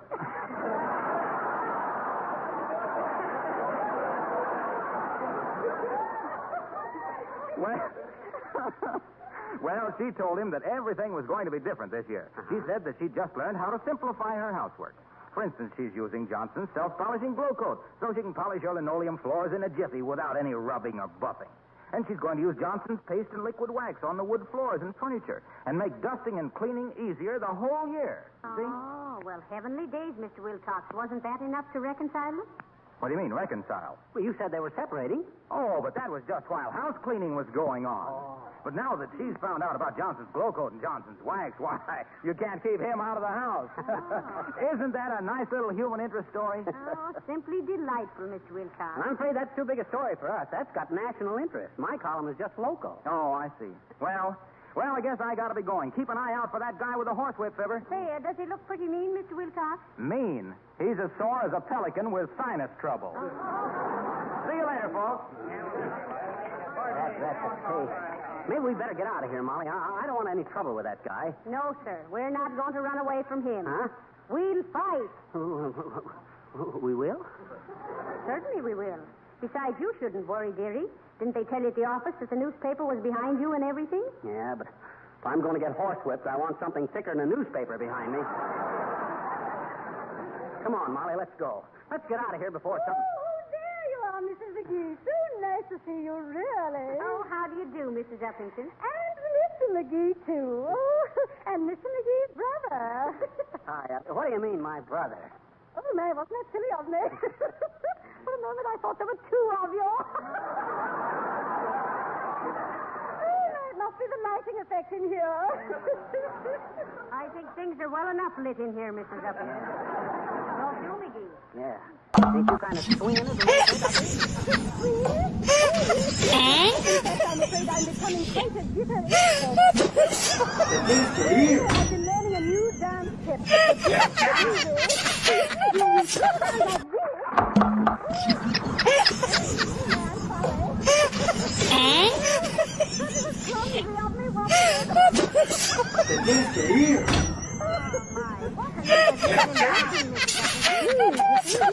I never touched intoxicating beverages, but my waiter suggested a delicious soft drink, some kind of... In the basement of the 1942 hoarder home we just purchased. Oh, very refreshing. Yeah, very well named, too. One more punch in my pocket. What are you doing? The lid is stuck.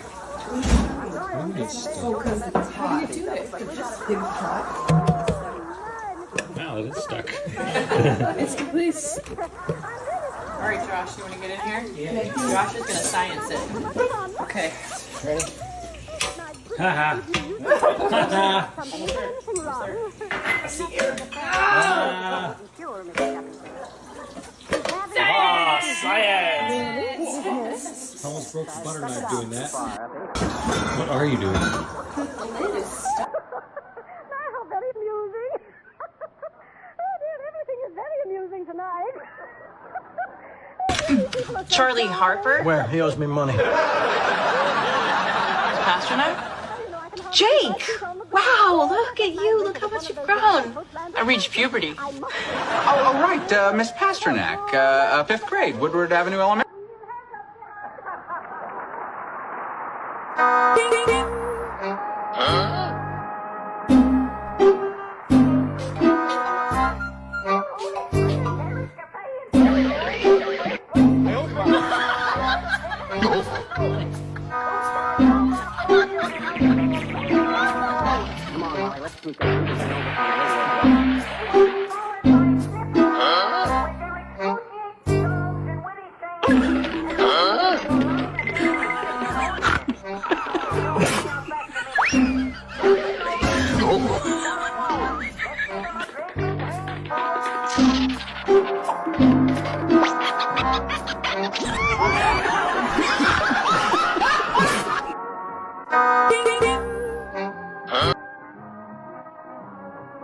Melancholy mood forever haunts me, steals upon me in the night.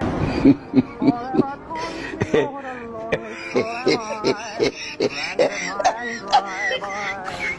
me over the lonely shore am Gone is every joy and inspiration. She is all I have to show. No consolation, all I can see is grief and gloom. Like a doom, melancholy mood.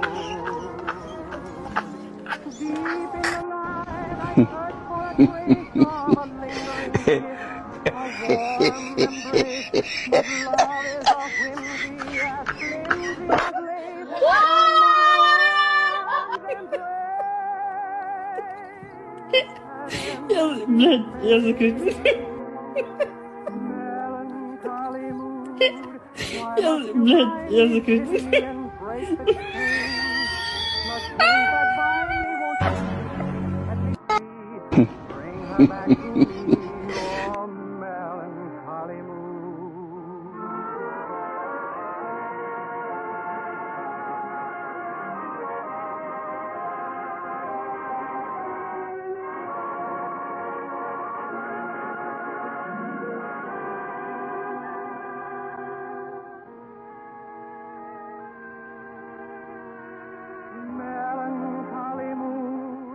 why must you blindly pity me and break the chains? The chains that bind me, won't you release me, set me free? Bring her back to me, oh melancholy mood. Melancholy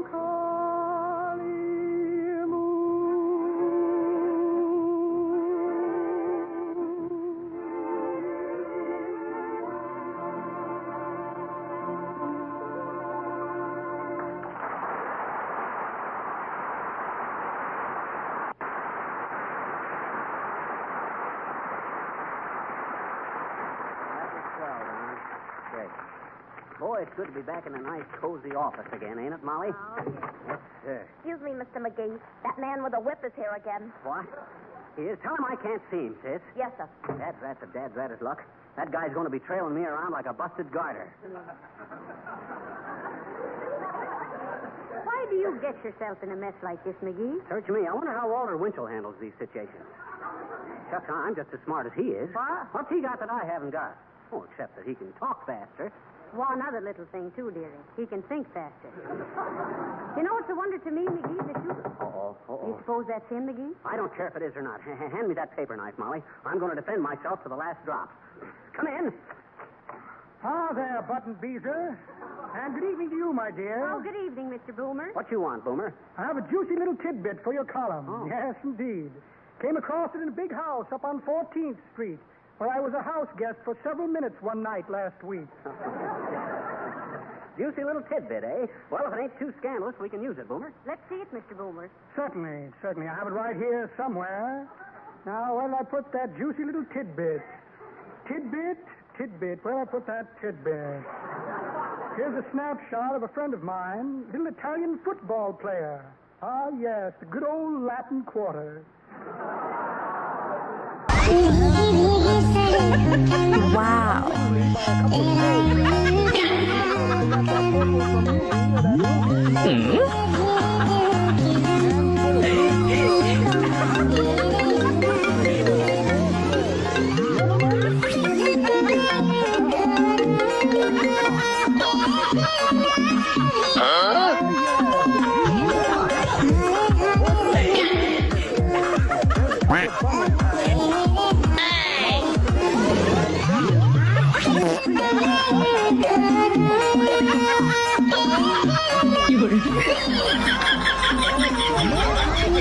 Oh, no. What?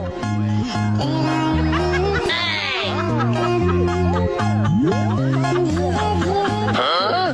No. I owed him up. To the dog. There's one function I like to attend. Always go and hiss the police dogs.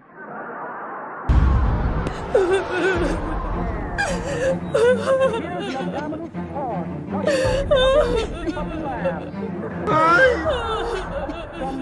Some ant poison I bought from my uncle. And a check for short beer. Dime. ¿Qué pasó? ¿Qué haces ahí a estas de la noche? Mi novio me dejó plantada en la iglesia. ¿Y eso? No sé. Entonces, ¿quién la llevó a su casa? No. ¿Por qué, madre? Yo la llevo a su casa. Déjeme aquí sola. Yo la llevo, mire, yo en la bicicleta la puedo llevar. Ya es muy tarde, madre. No, señor. Ay, pero ¿por qué, mi vida? Déjeme aquí sola. Eso es malo, está así. No llores tanto que eso es malo, mami. Mi novio me dejó plantada. Pero busque ese otro, si eso no es nada. No, yo lo quería a él. ¿Por qué, madre? Madre, usted no se puede poner a llorar por nadie. Busque ese otro marido o otro esposo, no sé, ya. Búsqueselo, mi vida. Déjeme sola. Ay, pero porque le estoy dando un consuelo. No se puede buscarse otro marido. No llore tanto, madre. No llore tanto que eso es malo. Oiga, vamos a llevarla por su casa, vamos. Le dije que no.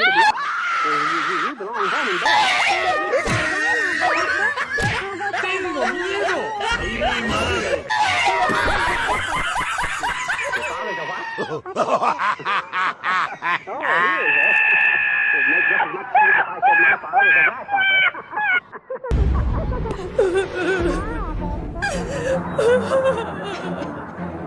Oh, is that so? Hmm? I says, is that so? Sure. Listen, sis, I'm in no mood for any fairy tales. I don't care if your father's a cricketer or a June bug. You'd better go on home.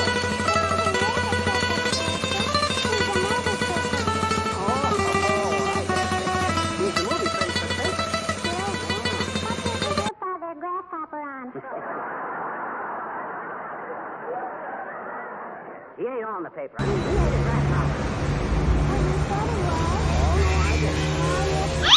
Oh, no, I didn't. Yes, you did. We could go on like this all night, sis. All right, but I bet you we get tired of it, Listen, sis, I ain't in no mood for nonsense. I'm busy. I don't care if your father is a movie critic. He shouldn't let you wander around like this. Where's your father now? He went to see Stanley and Livingston. Oh, he did, eh? Mm-hmm. Do they work on this paper? Then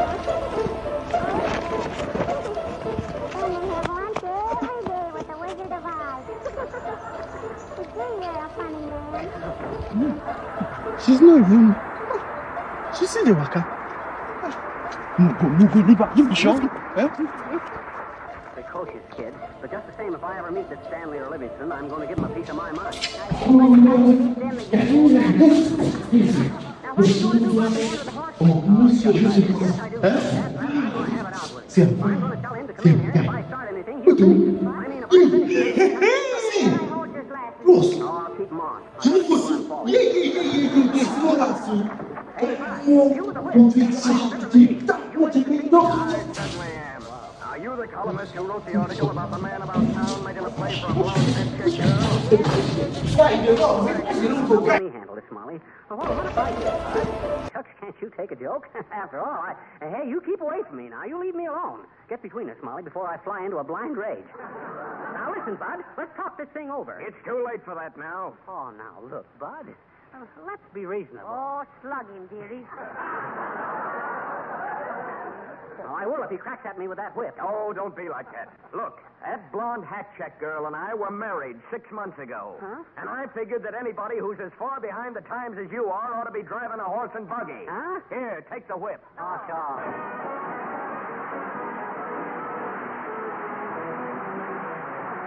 During the past week, it's been pretty warm in many parts of the country, and winter may seem a long way off. But before you know it, the weatherman will be saying wind, rain, snow. Bad days for automobile finishes. But think how lucky you motorists are this year. Think how easy it will be to clean and wax polish your car for winter with Car New, the revolutionary new product just perfected in the famous Johnson's Wax Laboratories. If I could only show you on my own car how amazingly easy it is to use Car New, you'd have some in the next 24 hours. In the old days, in order to clean and wax your car, you had to use a cleaner first, then a wax. 2 operations. But now it's all done in one single operation with Johnson's Car New. You put it on, it dries to a powder, you wipe it off. And there stands that beautiful finish you'd almost forgotten, wax protected. Whether your car is 5 years old or 5 days old, you should wax polish it with Car New. Dust and dirt and weather stains will wipe off easily. And for a long time, your car will be something to be proud of. Stop by and get a can of Johnson's Car New tomorrow, wherever auto supplies are sold or from your regular wax dealer. It's inexpensive, and when you've used it, you'll say with thousands of other car owners, your car looks like new when you use Car New. And this, Mr. and Mrs. America, with apologies to Walter Winchell, brings to a close another edition of the Johnson Journal. We remain your wistful Vista correspondents, Fibber McGee and Molly, who think, Believe it or not. who think that the best Pat and Mike story in America these days is to say over this mic, let's stand pat. Good night. Good night, all.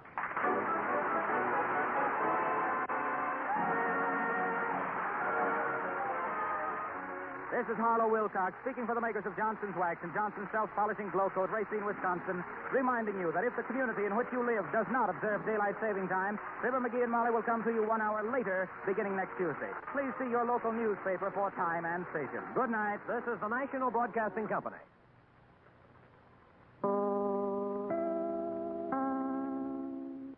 The Johnson Wax Program with Fibber McGee and Molly.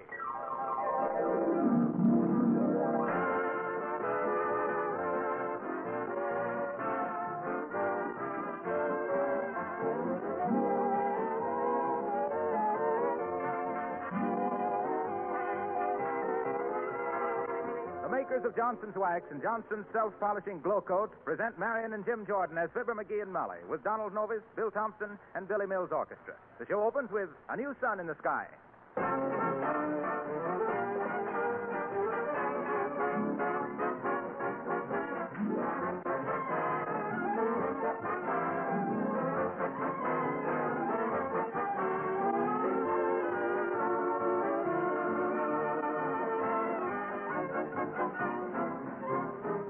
After last week's show, I had a telephone call from one of our listeners, and it looks as though I've got another question to answer. This lady said, I know I should wax my floors, but what about all those extra uses I've heard about for Johnson's Wax? Are they really important? Well, I'll say this. If you could take a peek at the letters that come in here every day, you'd know they're important. One woman writes, I wax my windowsills and painted woodwork. Another, I wax my parchment lampshades, ornaments, picture frames. A third writes, I wax my enameled refrigerator and my pantry shelves. Now, why do they wax all these things? For the same reasons they wax their floors. For protection, beautification, and labor saving. Protection against fingerprints, surface scratches, and stains. Adding a rich, mellow beauty to every corner of the house. Saving work throughout the entire year because a waxed surface sheds dirt and dust, is easily kept spotless. Now, if you haven't tried these extra uses for Johnson's Wax, you're missing a good bet. But be sure you get the genuine Johnson's Wax in either paste or liquid form. The wax that has given such lasting satisfaction for over 50 years. And remember, you can save 1/3 by buying the larger sizes.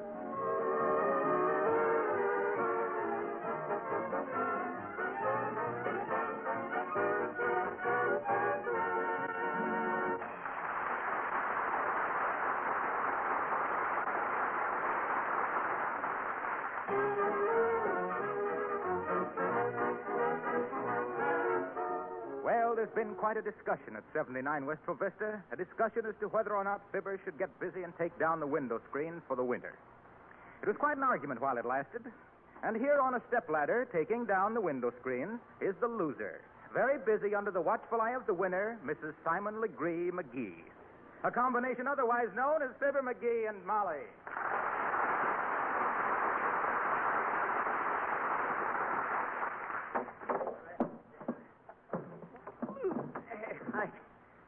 There. I guess that's enough for today, Molly. I'll take the rest of them down later. Oh, no, you don't, McGee. If we don't get the screens off and the curtains cleaned and all, what on earth will the neighbors think? What do I care what the neighbors think? They don't think we're clean. They got dirty minds. Tattletale gray matter, you might say. Don't you get it, Molly? Ain't funny, McGee. Shucks, and I got up in the middle of the night to write that one down. Well, after this, McGee, keep your nightmares to yourself. Now get busy on that next screen. Oh, all right. Get the desk ready. Hello there, Johnny. Hello, daughter. Need a handyman to help you take down them screens? No, thank you, Mr. Oldtimer. My husband can handle it all right. Hey! He says I can do it myself. He's starting a new production next week called Paint in the Garage, and this is my screen test.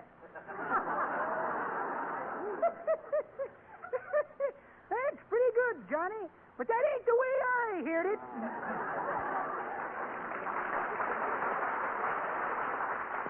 The way I heard it, one feller says, t'other feller, say, says, see where they claim that the weather is caused by spots on the sun. Ever see my kid's freckles? What's that got to do with it, says t'other feller. Well, says the first feller, I got a theory that the spots in my sun are caused by the weather. Well, don't strain yourself, Johnny. Remember, if muscles were meant to be so important, they wouldn't have been hid under your skin.